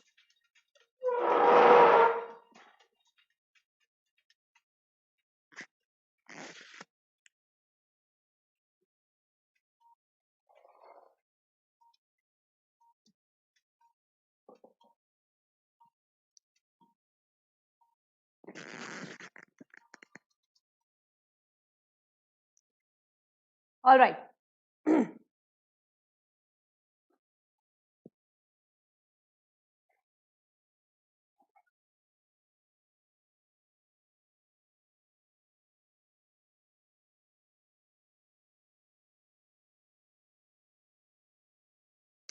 So I have a couple of correct answers here. That's by Neelam, Dirangula. Only these two have answered it correctly. It's option number 2. So your cooperative banks are not regulated by the state government under the State Cooperative Societies Act. No, that doesn't happen. They are regulated by the RBI. But in case of any distress or any dispute resolution, yes, then they come under the Cooperative Societies Act, and then they are regulated by the state government. However, they are also audited by the state government. So option number 2 is correct, but option number 1 is incorrect. So let's see. Basically, these are financial entities which are established under the State Cooperative Societies Act. However, as per the same act, RBI regulates the cooperative banks, and they are governed by the Banking Regulation Act 1949, Banking Laws Cooperative Societies Act 1965, and they were brought under the RBI's watch in 1966. So the state government body audits cooperative banks, while the RBI inspects their books once a year. So the central banks also do not have the powers to supersede the board, remove directors, etc. However, what does that mean is that the RBI does not have the power to supersede the banks board, the cooperative banks board, or to remove the director. But while that is the case with majority cooperative banks, RBI does have some of the power in case of PMC, which is a multi-state bank. All right. Okay. Let's come to question number 31.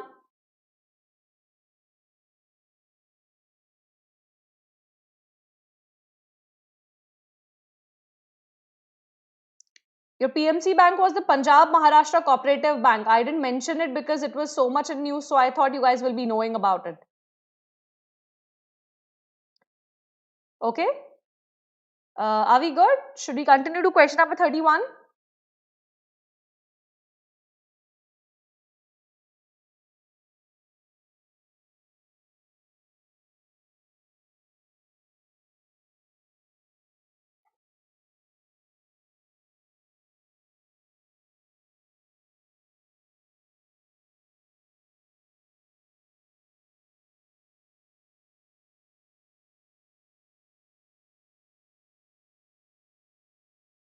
Alright, Arnab. Yeah. कुछ दिनों पहले मतलब कब की बात कर रहे हो?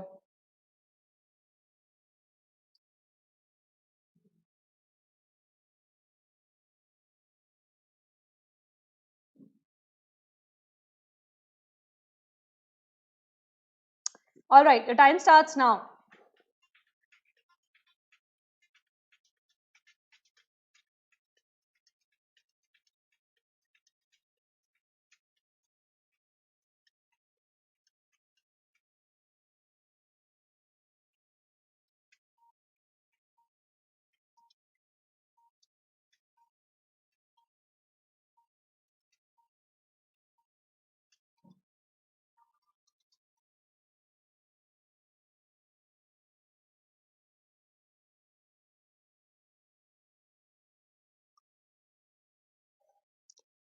Alright.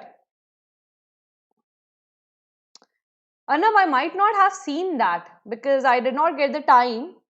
As of now, I was focusing on the prelims, so I'm not focusing on the September news right now. So I'll have to check that, Arnab. I'll do check that and let me know what is your query, so I'll answer that. If there is a query, I heard, yeah, there is a lot of hullabaloo going on the farmers bill also. So I'll have to look at that. Let me know what is your query. I'll check it and get back to you. Is that okay? All right. So a couple of people have already answered. Well, yes, it's option number C. So your solar photovoltaic cell is considered to be domestically manufactured only if it uses undiffused silicon wafer, also called the black wafer. Yes. And flagship programs such as Kusum, which is Kisan Urja Utthan Yojana. So they have provisions for mandatory use of domestically manufactured solar PV cells. So coming to here, they actually recently, in a major decision that was there to give domestic manufacturing of PV cells a boost in India, MNRE issued a clarification.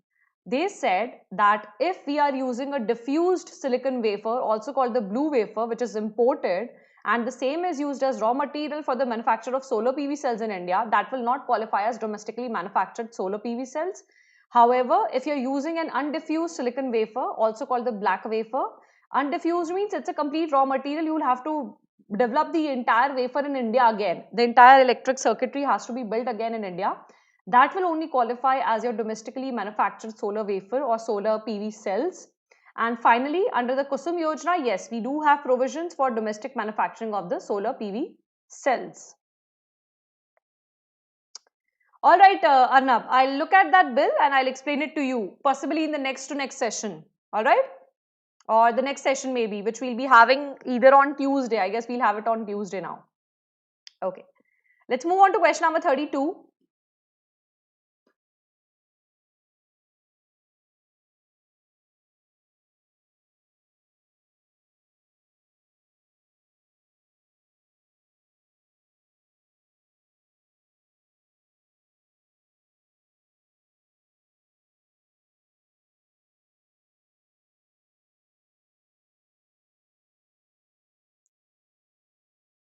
ठीक है Arnab, we'll talk about everything. Don't worry, we'll talk about them. I'll include them as questions so that we can talk about those bills. All right? हाँ, actually काफी हल्ला मचा हुआ है. That I agree. All right, your time starts now.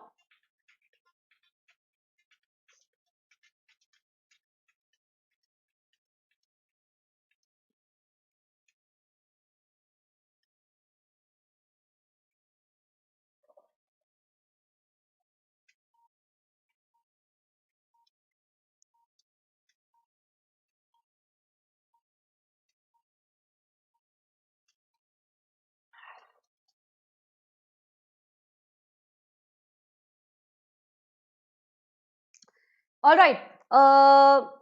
Okay. When it comes to cybercrime, when it comes to data security, we have the cybercrime special center set up in the Delhi branch. We have a specialized portal for that. Or we have the NIC, the National Informatics Sector, the CTAC, which are all working on the cybercrime related issues. So the DSI, if it ever is there, it is not under the Ministry of Electronics and Information Technology. So option number B is correct. It is actually set up by NASSCOM.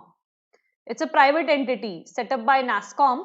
However, yes, it is indeed a premier body on data protection in India. So option number 2 is correct, but option number 1 is not correct. So the correct answer is option number B. Is that okay? Everybody, Afreen, Neelam, Arnab, Shantani, Himanshu is correct, and Chandrakala, and I guess Dirangala Prajwal is also correct. It's option number B. So recently, India actually launched the TechSagar Knowledge Repository for business, startups and researchers. They will actually provide insights into IoT, blockchain, what are the latest technologies that are coming right now.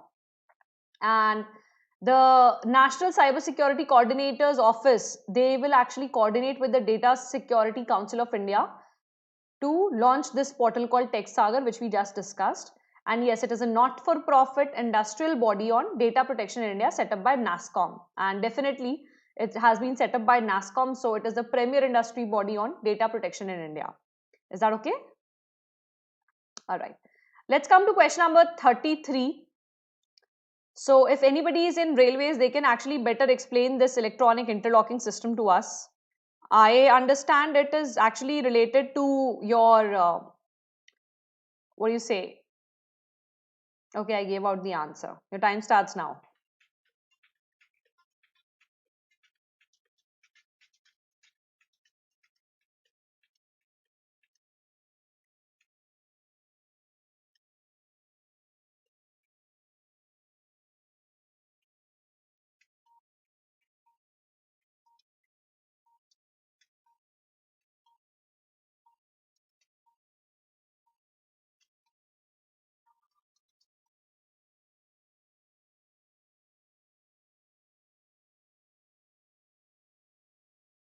All right.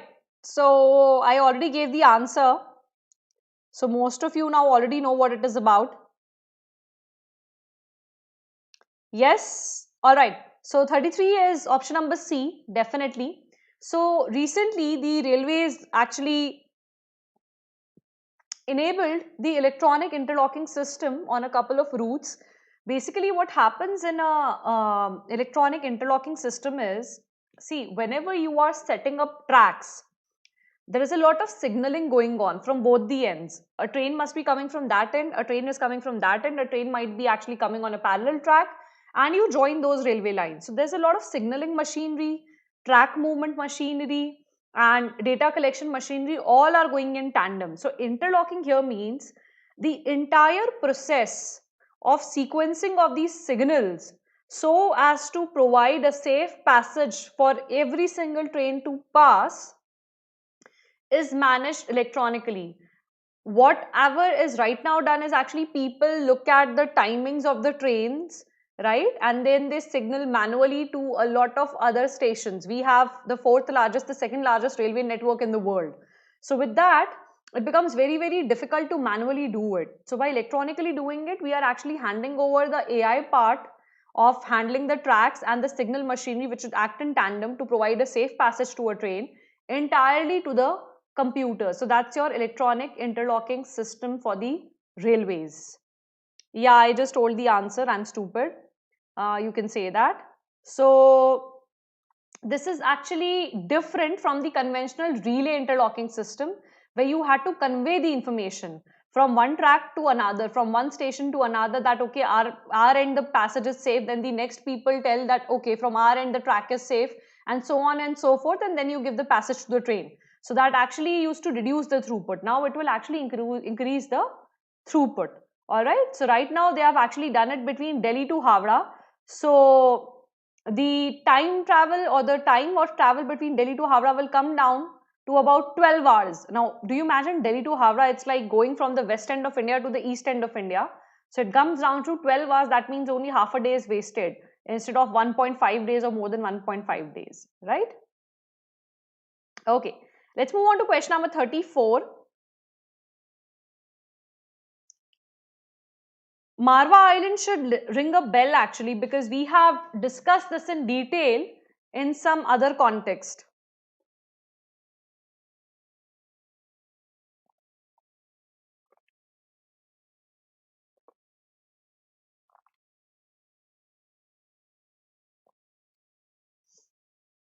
Okay, your time starts now.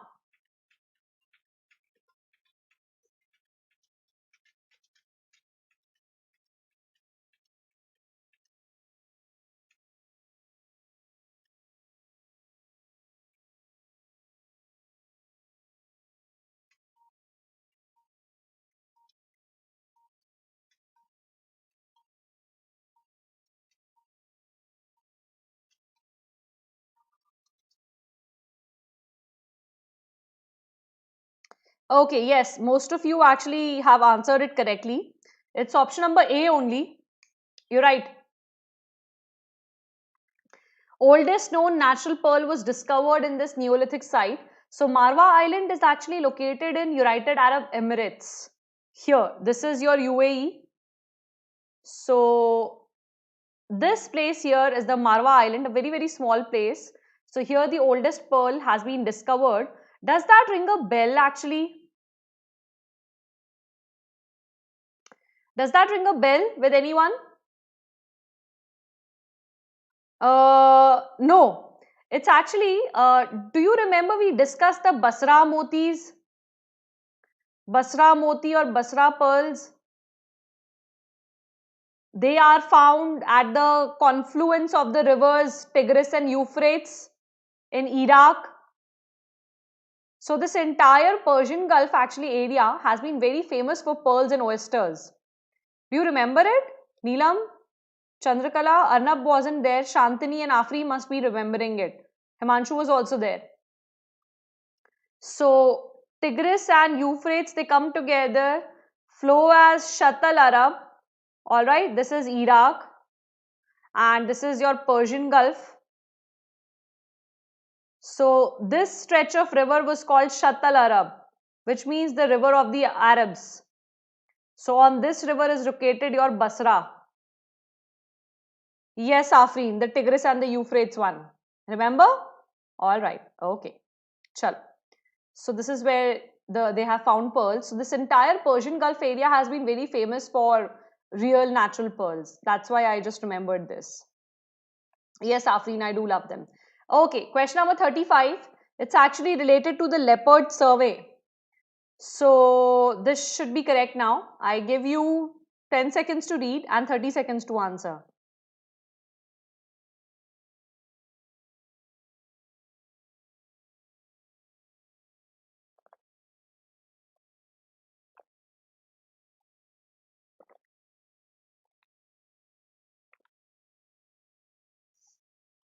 Your time starts now.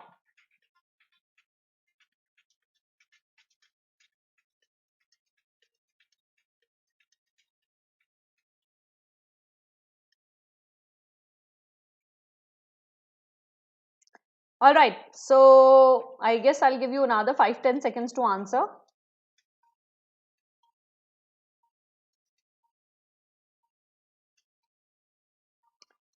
So Arnab and Dirangula, it's not option number C. It's actually all of the above.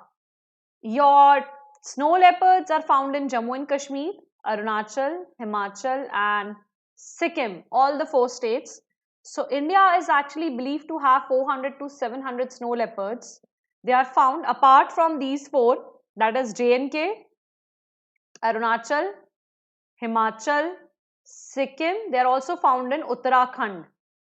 So poaching is of course a major threat to the snow leopards, and Project Snow Leopard is an initiative of the MOEFCC to conserve India's unique natural heritage in terms of snow leopards, right? And they also play a critical role in the ecosystem as top predators. Yes, Himanshu, UK plus Eastern Himalayas. Very rightly said. Very rightly said. Actually, Jammu and Kashmir would be a part of Western Himalayas. So, not the clouded, the snow leopard we are talking about, Prajwal. So, not UK plus Eastern Himalayas, you will have to say kind of the entire Himalayan range. In the Western Himalayas, you have Himachal, Uttarakhand and Jammu and Kashmir. In the Eastern Himalayas, you have Arunachal and Sikkim. Is that okay, Himanshu? Yeah, all the cold places. Obviously, it's a snow leopard. You wouldn't find it in Bandipur, right? Arnab? Okay, let's move on to question number 36. The Hope Island and the Track Island.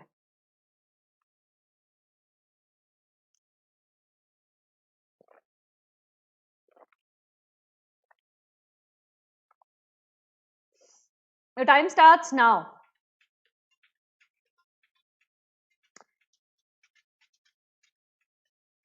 What about the clouded leopard? What do you mean by what about the clouded leopard? The clouded leopard is a feline species, that's true, but we don't have particularly a project for clouded leopards.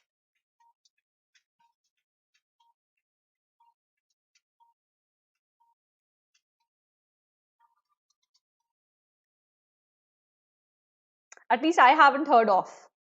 I've heard of snow leopards, I have heard of Asian elephants, I have heard of what do you call this, tigers, now lions and dolphins, that I've heard, but not of snow leopards. All right. Okay, so it's both 1 and 2. So Andhra Pradesh has Hope Island and Track Island is in Andaman and Nicobar. So your Koringa Wildlife Sanctuary in Andhra actually has Hope Island. So it has been designated as a tourist spot by the Andhra Pradesh government. And the Track Island, I'm forgetting why it was in news. It's in the Andaman and Nicobar Island. So it was for some reason, I'm forgetting, either they had set up a fiber optical cable or it was again a tourist spot. I'm forgetting the reason why it was in news. But the Track Island belongs to Andaman and Nicobar and the Hope Island belongs to Andhra Pradesh in the Koringa Wildlife Sanctuary. Alright? Okay. Let's move on to question number 37. I couldn't get you this Gram Manchitra app. I wanted to show it to you, but unfortunately I did not find it on the Play Store. There is a e-Gram Swaraj app, but I didn't find the Gram Manchitra app. All right. Your time starts now because it's a pretty easy question.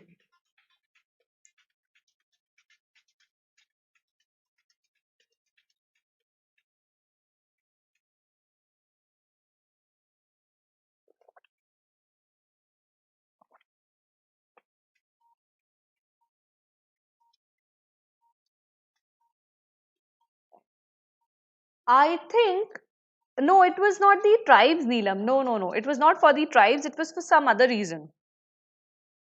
Yes, Afreen is right. It was for the firing of the BrahMos missile. So both the tests that were done on BrahMos, they actually were done from this area, the track island in Andaman and Nicobar. Because Andaman and Nicobar is our only theatre command, combined theatre command. So Afreen is right. Now I remember it. All right. Afreen, it's not option number D. It's actually option number A. Manchitra actually means, Manchitra is Hindi for map. So it's basically a map-based app for your villages so that you can make geospatial decision support system for the panchayats. You know what your area is, what is happening where, and based on the gram panchayat can make the decisions, right? So it's option number A. So it was launched by the Ministry of Panchayati Raj, and it will help the gram panchayats plan the entire developmental activities on a real-time basis. Okay, let's come to question number 38. So I give you 20 seconds to read and then 30 seconds to answer. Yes, Neelam, it's option number A.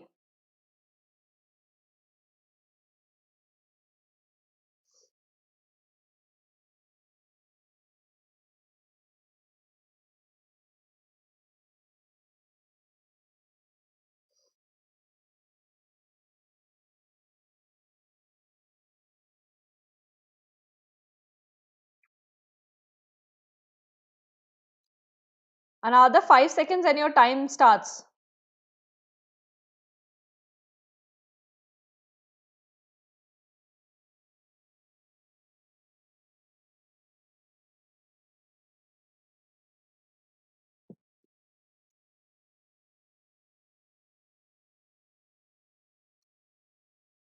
Your time starts now.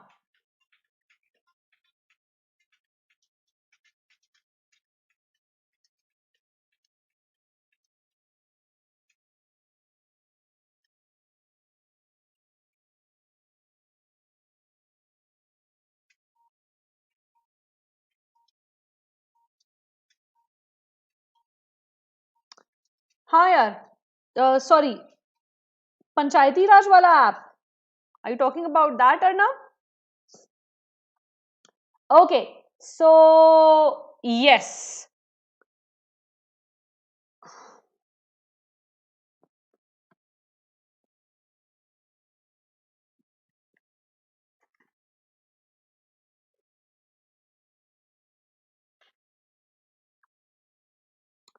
All right, so the correct option here is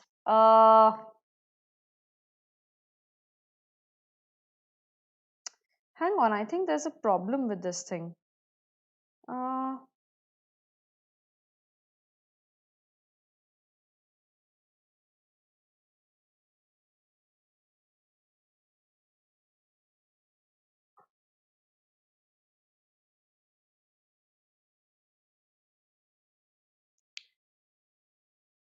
Okay, so guys, I have a problem with this question.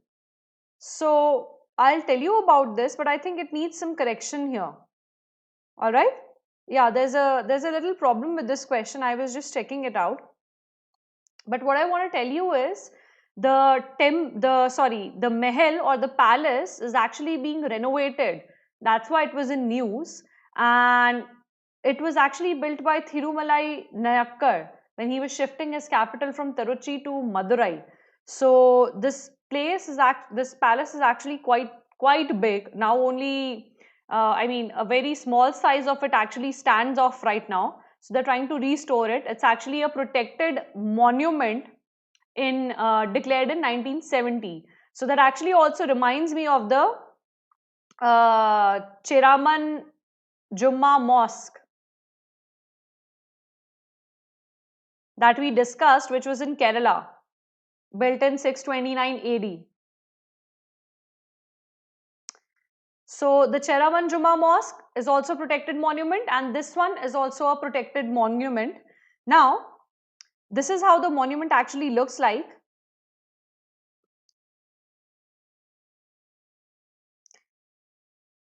Oh, all right. Yeah, the Panchayati Raj one, na? Yes, Arnab. Let me check this question because I feel there's a small problem with this one. Okay, so this is how the mosque actually looks like, sorry, the palace actually looks like. And I believe even a small portion of it is very, very beautiful. So the entire one would be quite beautiful. I don't know how many of you are from South and have seen this, but it must be looking incredibly beautiful. All right, let's move on to question number 39.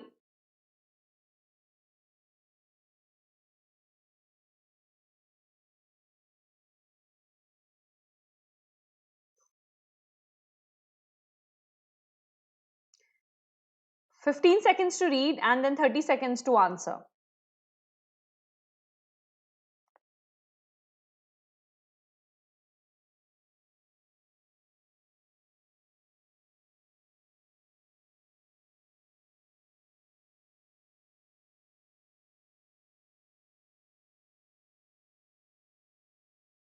The time starts now.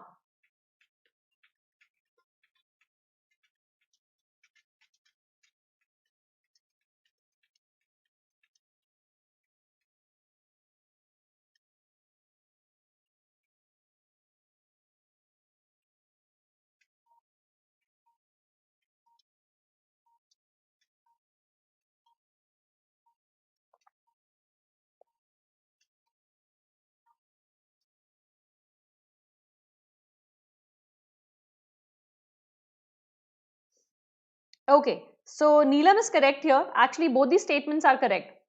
Do you guys remember we did a similar treaty or similar convention on the tuna, protection of the Atlantic tuna? We did it yesterday. They have decided to reduce their consumption of the tuna in the Atlantic. And we also did a concept called sea ranching, which is done on the Tamil Nadu coast, to actually send back the commercial fish into which are reared into the laboratory back into the sea, so that the fish farmers can continue their job. So it's a similar kind of convention for the Antarctic marine living resources. It is a part of the Antarctic treaty system, which has a lot of treaties under it to protect the flora, fauna and the climate of the Antarctic, and not to actually use the Antarctic for resources. And India is both a member to it and has also ratified the Convention on the Conservation of Antarctic Marine Living Resources. All right. So, Neelam, you were right. It's option number C only. Both option number A and B are correct. So, you were right. I don't know why did you retract your messages. Okay. So, talking about this, recently, Australia and France have actually proposed to have a massive ocean sanctuary in the East Antarctica. They are proposing a East Atlantic Marine Park.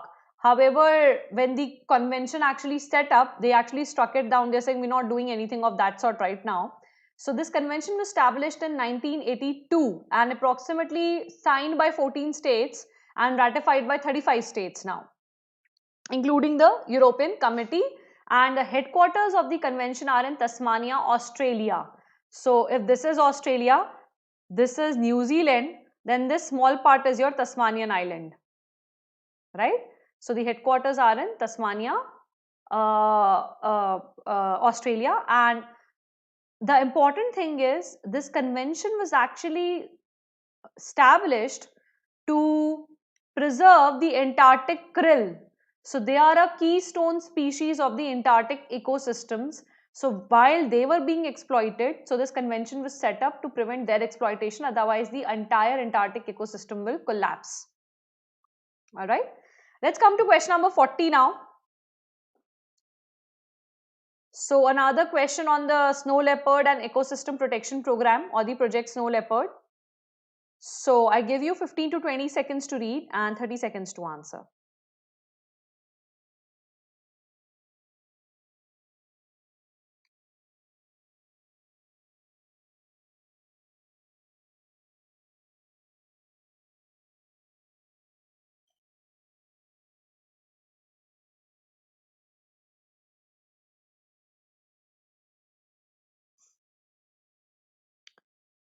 Another 10 seconds to read it.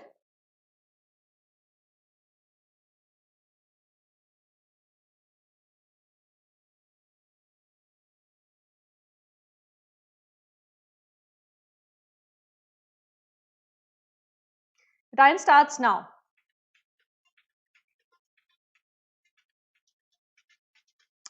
Himanshu, krills are fish.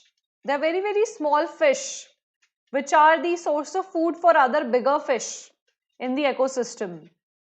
So krill are fish, very, very small fish which are eaten by the other fish.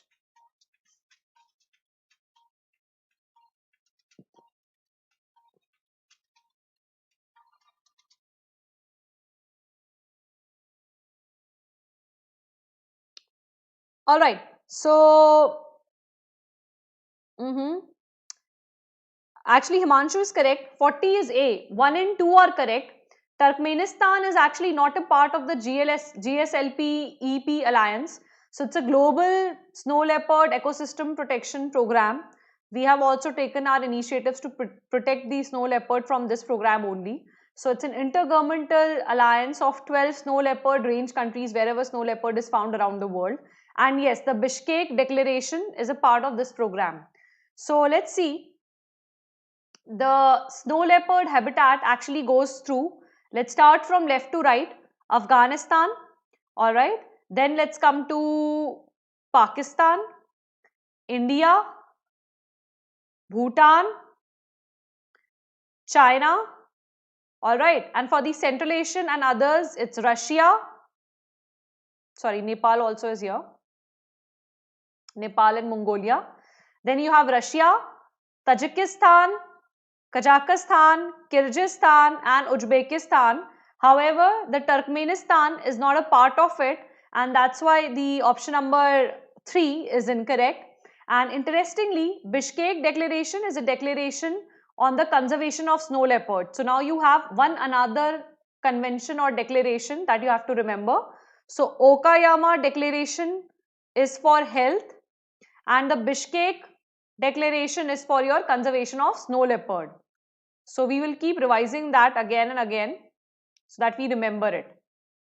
Now, this convention has been actually adopted by all the 12 snow leopard range countries in Bishkek, Kyrgyz Republic. So Bishkek is your capital of the Kyrgyzstan on October 23, 2013. So what are they now trying to do is that secure 20 by 2020. What are they trying to say is that we are supposed to secure as many snow leopards that remain, which are the living icons of mountains of Asia for the generations to come. So they are trying to lay the foundation for the ultimate goal of preserving this species. All right, let's come to question number 41. This should be pretty easy actually. So I'll give you 15 to 20 seconds to read and 30 seconds to answer. Himanshu, what is option number G? I don't understand that.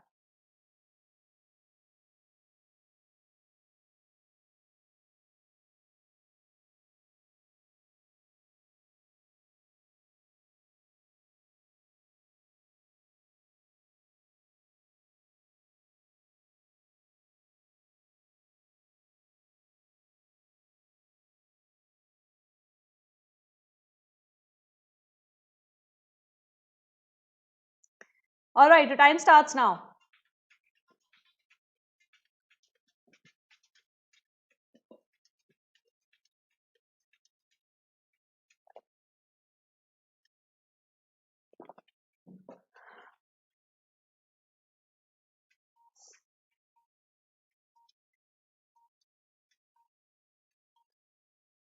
G is RESPEC. Sorry, what? I don't get you, Himanshu. What is G? Acha, G. Okay. All right. Now I get it. G. Good evening, Abhishek. All right. So, well, the answer to it is Sukhna Wildlife Sanctuary. So, I got who answered this correctly. I think Himanshu, Dirangula and Chandrakala and Afreen. Afreen, it's option number B. It's Sukhna Wildlife Sanctuary. So, A little above your Sukhna Lake has been demarcated as Sukhna Wildlife Sanctuary. And of course, it is home to more than 150 varieties of birds and mammals, including all these sambar, spotted cheetal, pangolin, etc. etc.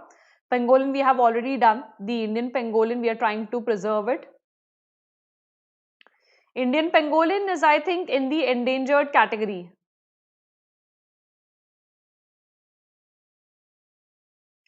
All right. So recently they declared this notification in which they declared the area near the lake as the sanctuary and that sanctuary as the wetland under the Wetland Conservation and Management Rules 2017. Is that okay? All right. So option number B is correct. And let's move on. Question number 42. This you guys must be knowing. So people from Bihar, I think Himanshu, you must be knowing. You're from UP, right? Himanshu, if I'm not wrong, UP or Chhattisgarh. So you must be knowing about the Vishwa Shanti Stoop. So your time starts in another 15 seconds.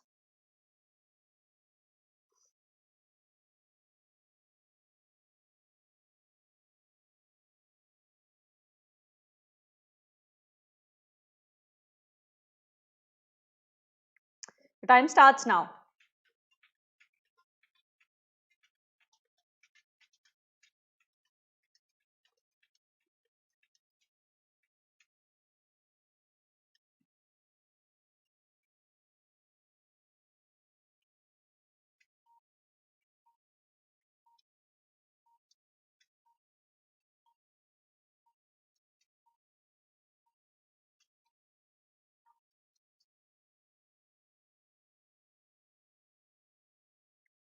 Okay, so anybody answering this?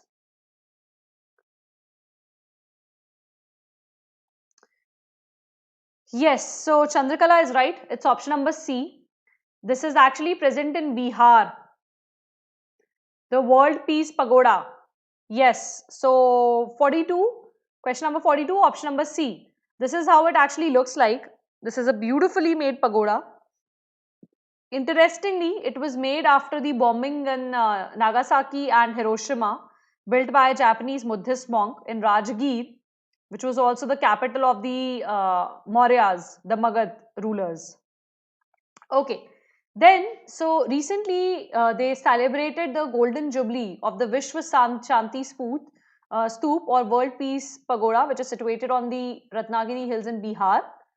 The pagoda was actually built by a Japanese Buddhist. He was rattled by the atomic bombing of Hiroshima and Nagasaki. And he also found solace in the teachings of Mahatma Gandhi. So he decided to have this pagoda built here on the Rajgir Hills, which is again a very, very famous place for Buddhism. It's a very, very important part of the Buddhist circuit. All right. Let's come to question number 43. Okay, you're from Bastar, Chhattisgarh. Yes, Himanshu. So this one's pretty easy. I give you another 30 seconds to answer it.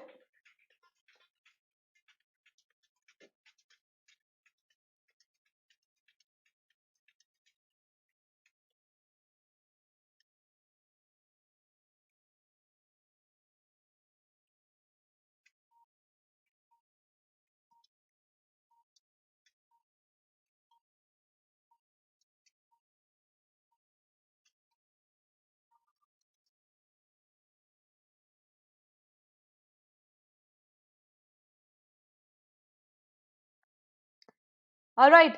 So who's answering this one? This one's pretty easy. Everybody should be able to get this one. Yes, Himanshu, you're right. It's actually option number B, UN Universal Postal Union. Now, why are we actually talking about it? Because since August 19, Pakistan has refused to entertain any postal mails from India. So it is the UN Universal Postal Union which actually regulates postal exchange between two or three or countries, between among the countries. So since August 19, Pakistan has not been accepting any postal mails from India. That's why this was in news. So your UN UPU or the UN Universal Postal Union forms the rules for international mail exchange, fixes rates for international postal services. It has 192 member countries and is headquartered in Bern, right? Bern, Switzerland. Again, another union in Switzerland. It was constituted in 1874 and has 4 components. It has a Congress, it has a Council of Administration, an International Bureau, and the Postal Operations Council. So as of now, it has 6.4 lakh postal outlets worldwide, and India joined the UPU very early in 1876, whereas Pakistan joined it in 1947 only, after the partition. So it's B, Afreen, Abhishek, Derangula. You're also right. Chandrakala, it's option number B, alright? Okay, let's come to question number 44 now.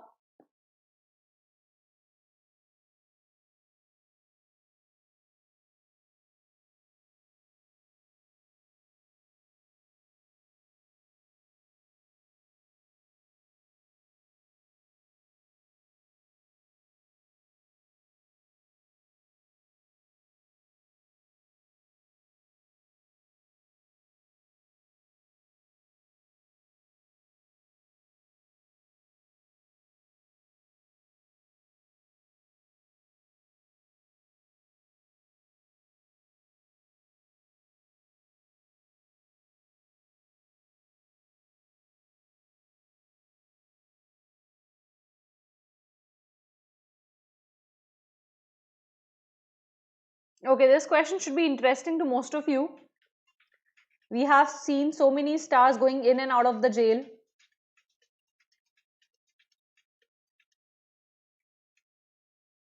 Sanjay Dutt, Salman Khan being the prominent cases.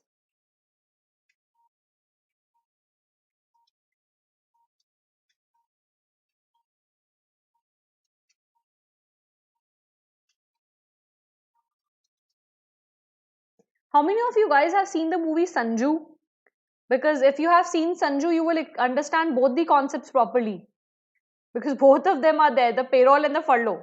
Yes, option number 44 is C. So, Nagul Pradeep, Abhishek, you both are correct. Derangula, you're also correct. Chandrakala, it's option number C. Both are correct. So, what happens is, for example, if somebody is out on a payroll, that means that the sentence, the duration for which the prisoner is out on a payroll, if he's out of jail, both the things mean the same thing, that you are out of the prison. But they have different impact on your sentence. For instance, if you are out on a payroll versus you are out on a furlough. So for example, if you had a 14-year jail sentence in both the cases, right? And if you're out for 1 year, right? So it doesn't mean that you will not have to then serve that 1 year that which you were out in a payroll. You will still have to serve 14 years. But if you are out for 1 year on a furlough, so the amount of sentence that remains to be served is 13 years. So that is the first difference, right? The second difference, your furlough is actually a matter of right. So it is granted periodically irrespective of any reason, because usually furlough is given for long prison terms. For example, somebody is in the jail for 14 years. So there will be a lot of important social things that might be happening in the prisoner's life. So that he has the right to go and attend and to retain family and social ties, so that after long years which he spends in the jail, when he goes out, he is not completely alienated. So your furlough is a matter of right, whereas this is not a matter of right, right? And finally, payroll is considered a reformative process. What does that mean? It is actually there that if you have, for example, if you've done a good behavior, right? This person is good behavior, he can be released on a payroll. You wouldn't release a habitual criminal on a payroll or a critical criminal on a payroll, but somebody who has shown good behavior can be released on a payroll. However, furlough is not used for that purpose. Furlough is simply used for humanizing the long prison terms. Sorry, Himanshu. Must hai kyun pata nahi? I don't understand your question, Himanshu. I'm unable to understand what you're trying to say. Okay, so that's a part of the prison reforms. If you're asking why furlough is a must. If you are there for 14 to 20 years in jail, if you're never taken out, then when you go out, how will you move on with your life? It's not necessary that somebody goes to jail only when he's 60. If somebody goes to jail when he's 20 or 25 and he comes out 20 years later as a 45-year-old man, if he has completely lost touch with what has happened in the background, then that's a gross injustice, right? So just to humanize the prisons, we have this concept of sending out people as a right. All right? Okay. Question number 45. Another 10 seconds, 15 seconds to read, and your time starts then.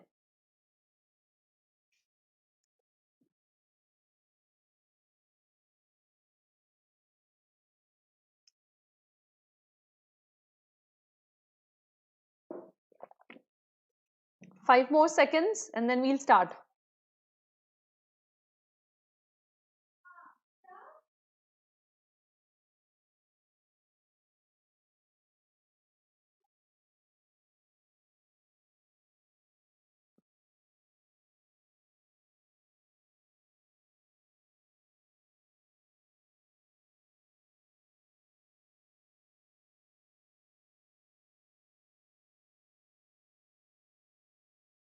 The time starts now.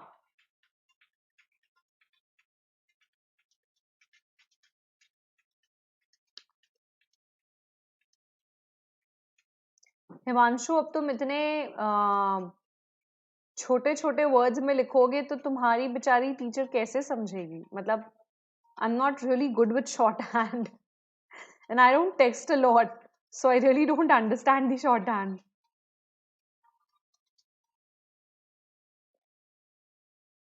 All right, so talking about this one, Afreen is right. It's option number C. Neelam and Chandrakala both are right. It's option number C. So Nagas, yes, they're not a single tribe. They are actually an entire ethnic community which inhabits the state of Nagaland and some of its neighborhood. And yes, they do speak various Sino-Tibetan languages, mostly distinct to each tribe. So each tribe has its own language. However, that comes from the group of Sino-Tibetan languages. So that's there. Option number C is your answer.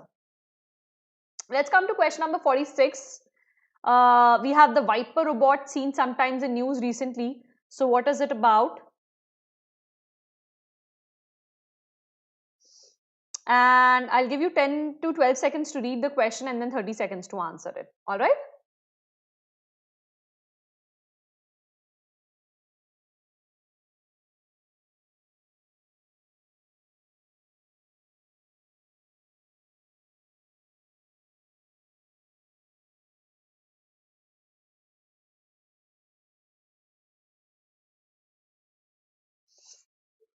Okay, there we go.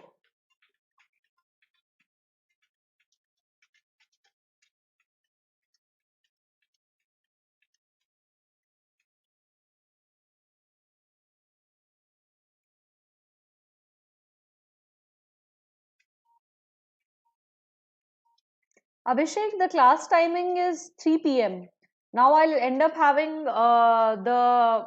what do you say, the marathon sessions at 3 p.m. possibly on alternative days on YouTube. So you can subscribe to the channel so that you get the notifications. Usually will now onwards happen at 3 p.m.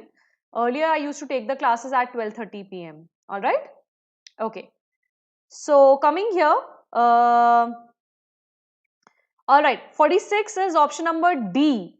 So I guess only Arnab, Afreen and Dirangula have answered it correctly. Yes, it's option number D. So it is basically to search for deposits of water below the moon surface. So NASA actually plans to send water hunting robot Viper, volatiles investigating polar exploration rover to the moon surface to find for deposits of water below the surface. So that if we are actually able to find some water there, maybe astronauts can use to drink it or to make rocket fuel.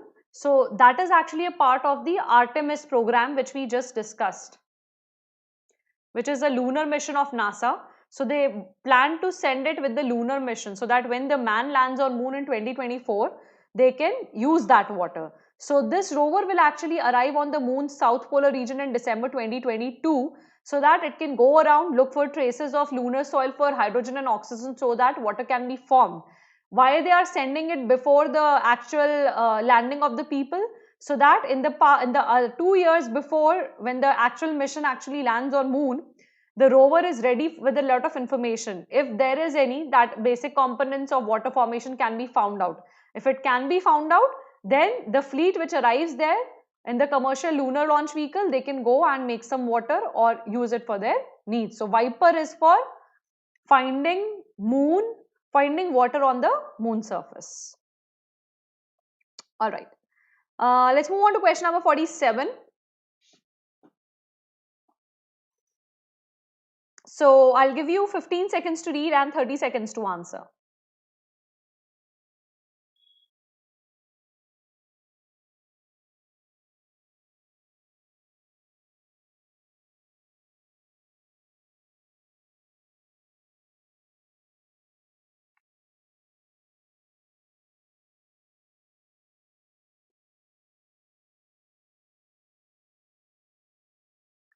There you go.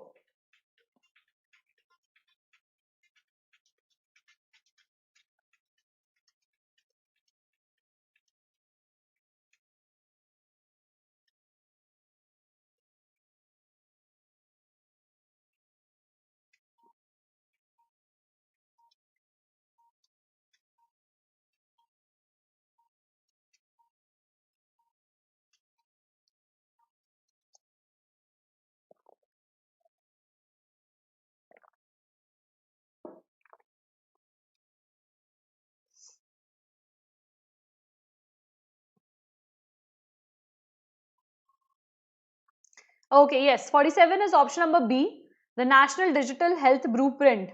So it was actually set up under the aegis of the Ministry of Health and Family Welfare. So the J. Satyanarayan Committee, he was a former chairman of the UIDAI and the chairman of the National Digital Health Blueprint. So they are actually trying to come up with recommendations on how to completely digitize the public and the private healthcare facilities, so that whatever data which is existing in silos or on different domains, that can all come together and we can have a national health stack, a document which was initially submitted by the Niti Aayog. So they are now actually defining clear timelines, targets and resources that are required for digital convergence of the healthcare programs in India. So this is for digital convergence of the healthcare programs. All right. So every one of you has answered it correctly. Let's come to question number 48. So 15 seconds to read and 30 seconds to answer.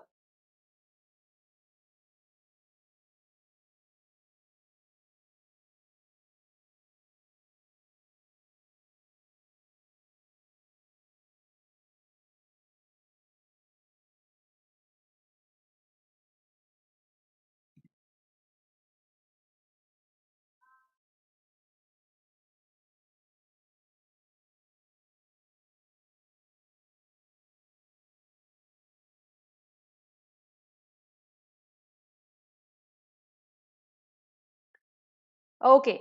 So anybody wants to answer this?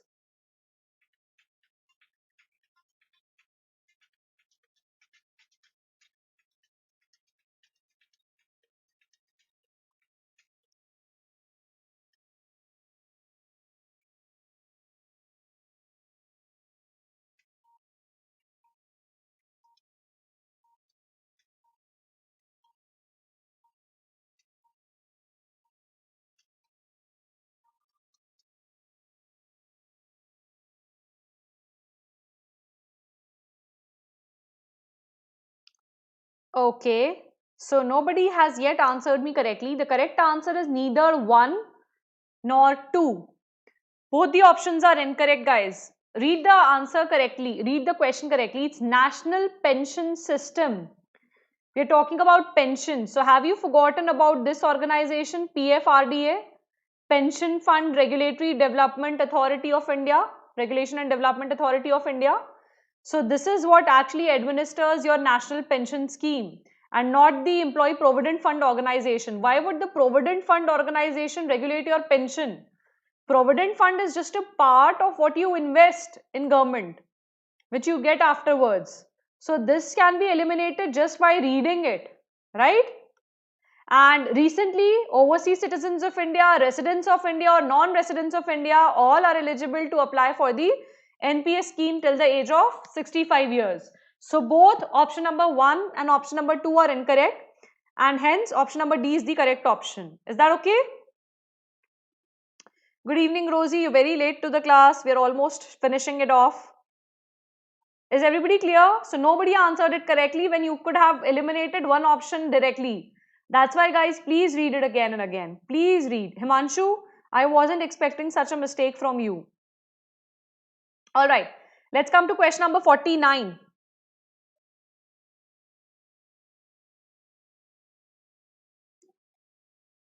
So you have 15 to 20 seconds to read and 30 seconds to answer.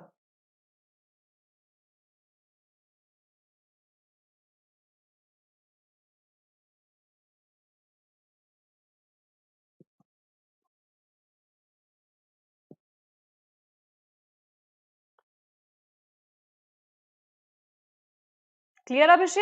Very good. Your time starts now.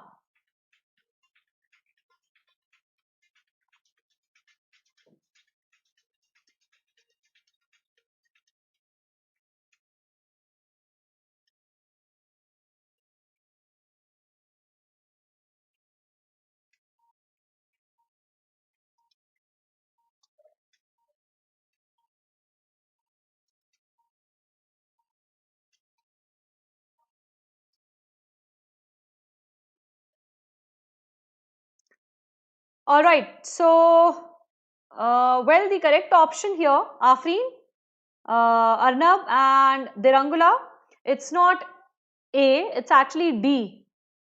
Both the options are incorrect. Here, it's not the MEA, it's your PM and their PM's counterpart in Saudi Arabia. Here it is Saudi Arabia, Russia, Germany and Japan, with which we have the Strategic Partnership Council initiative, right? So it's option number D, Himanshu and Nagul. A is incorrect. A is with PM. So A is not correct, Neelam. And now you will retract your message, I know.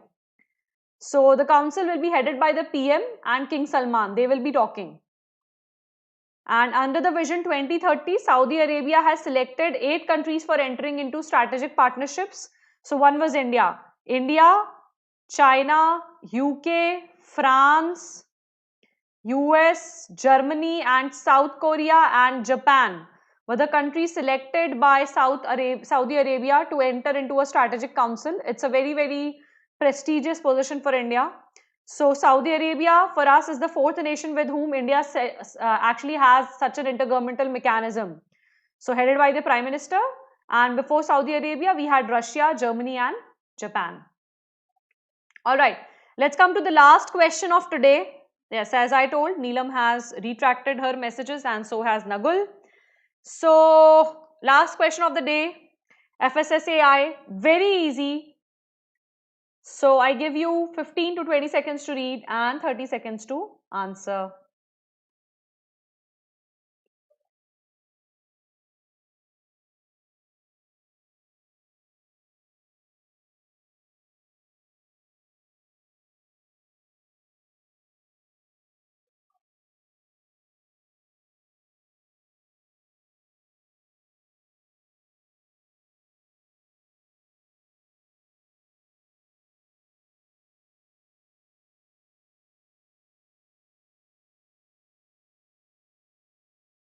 Alright, your time starts now.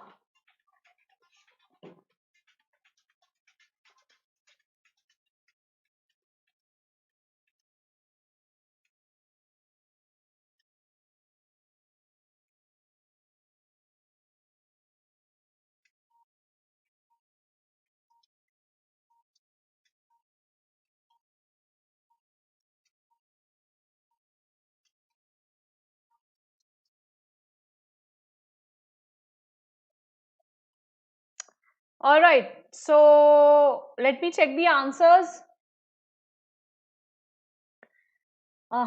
So Arnab and Himanshu have answered this correctly. Yes, it's option number C. So your Ministry of Health and Family Welfare is the administrative ministry for the implementation of FSSAI, and yes, it does issue the orange book. So we will see what both these points are about. So basically recently it was during the time of Diwali that this thing came in, so October, November. Yes, Neelam, I'll discuss this, don't worry. So FSSAI said that, because of the adulterants that are present in these sweets and everything, So please go only to the FSSAI licensed and registered sweet shops where the quality of sweets is in no doubt. So this is actually established under the Food Safety and Standards Act 2006, which actually now combine or consolidate all the acts and orders which are related to food related or food quality related issues in various ministries and departments. So the Ministry of Health and Family Welfare of Government of India is the administrative ministry for the implementation of FSSAI, right? And so recently FSSAI also took up an initiative to launch SNF at workplace, or safe and nutritious food at workplace. So that was a nationwide campaign related to eat right while at work.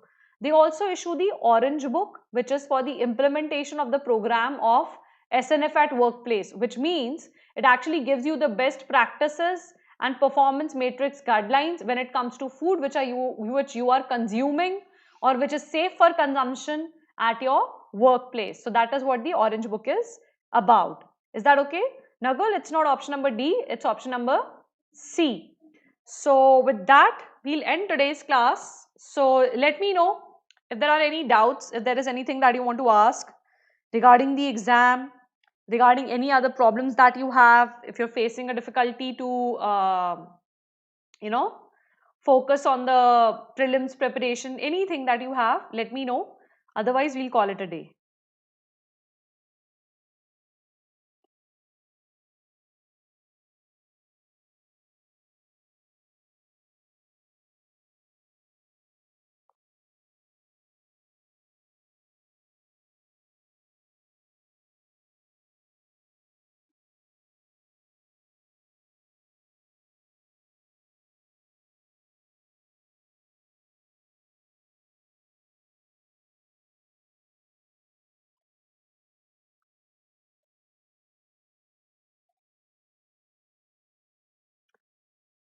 All right, thank you guys. Neelam, faults in like what connection are you asking them? Can you give me a context?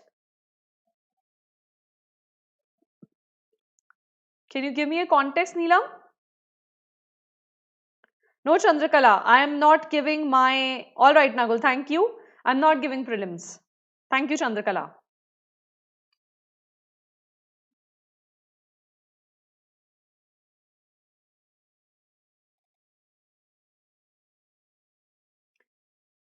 Neelam, you are actually extremely brilliant. You're a brilliant child. You work very hard.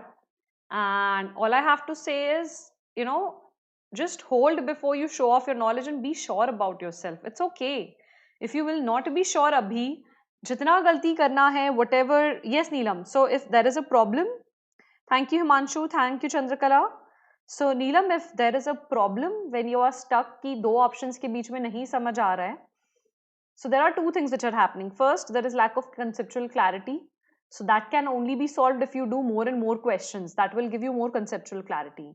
The second thing which you can do is use your common sense. If something is very off about an option, right? So read the question again. Most of the times, 90% of the times you can solve the question paper by your common sense. Use your common sense when everything else fails. So that's one thing. And Neelam, are you appearing for UPSC 2020? Please let me know that.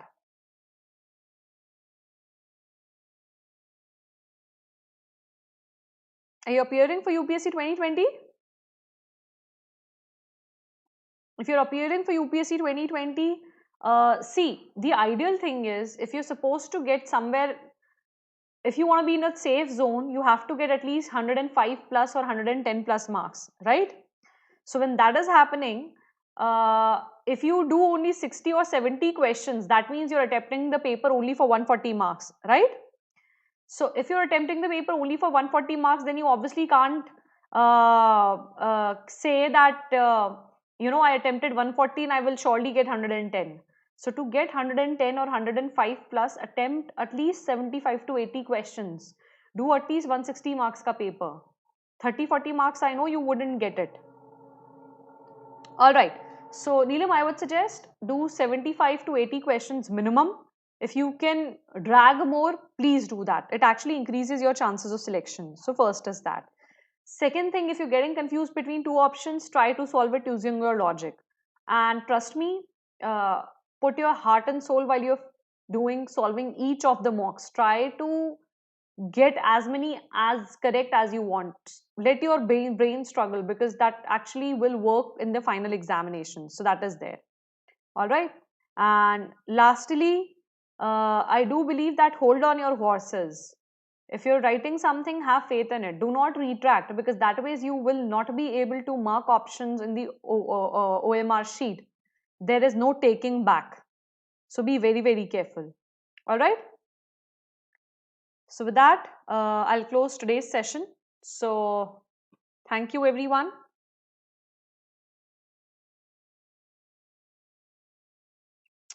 I'll just close today's session.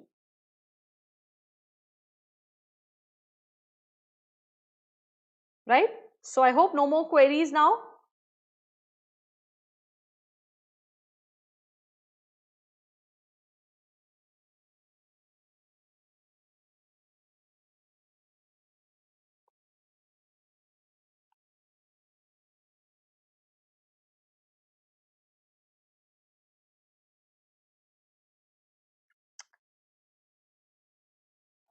Oh yeah, Himanshu, we have to do a quiz. So I'll do one thing.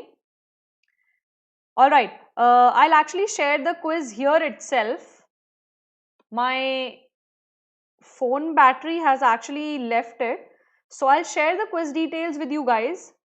Right? You can please attempt the quiz, because I can't access the Unacademy app now. My phone has died. Yes, Himanshu. The next quiz, the next session will be on Tuesday on YouTube, right? So the next session will be on YouTube on Tuesday, another marathon session. And the next Unacademy session is on Monday, that is tomorrow. That will be between 9 to 11 p.m. All right? Is that okay? There will be a small quiz, so I will send you guys the link. That will be available to you. So that will be on the Telegram. So I will send you the link. You can attempt the quiz. It will be a 5-question quiz, not more than that. All right. So with that, thank you and have a good day.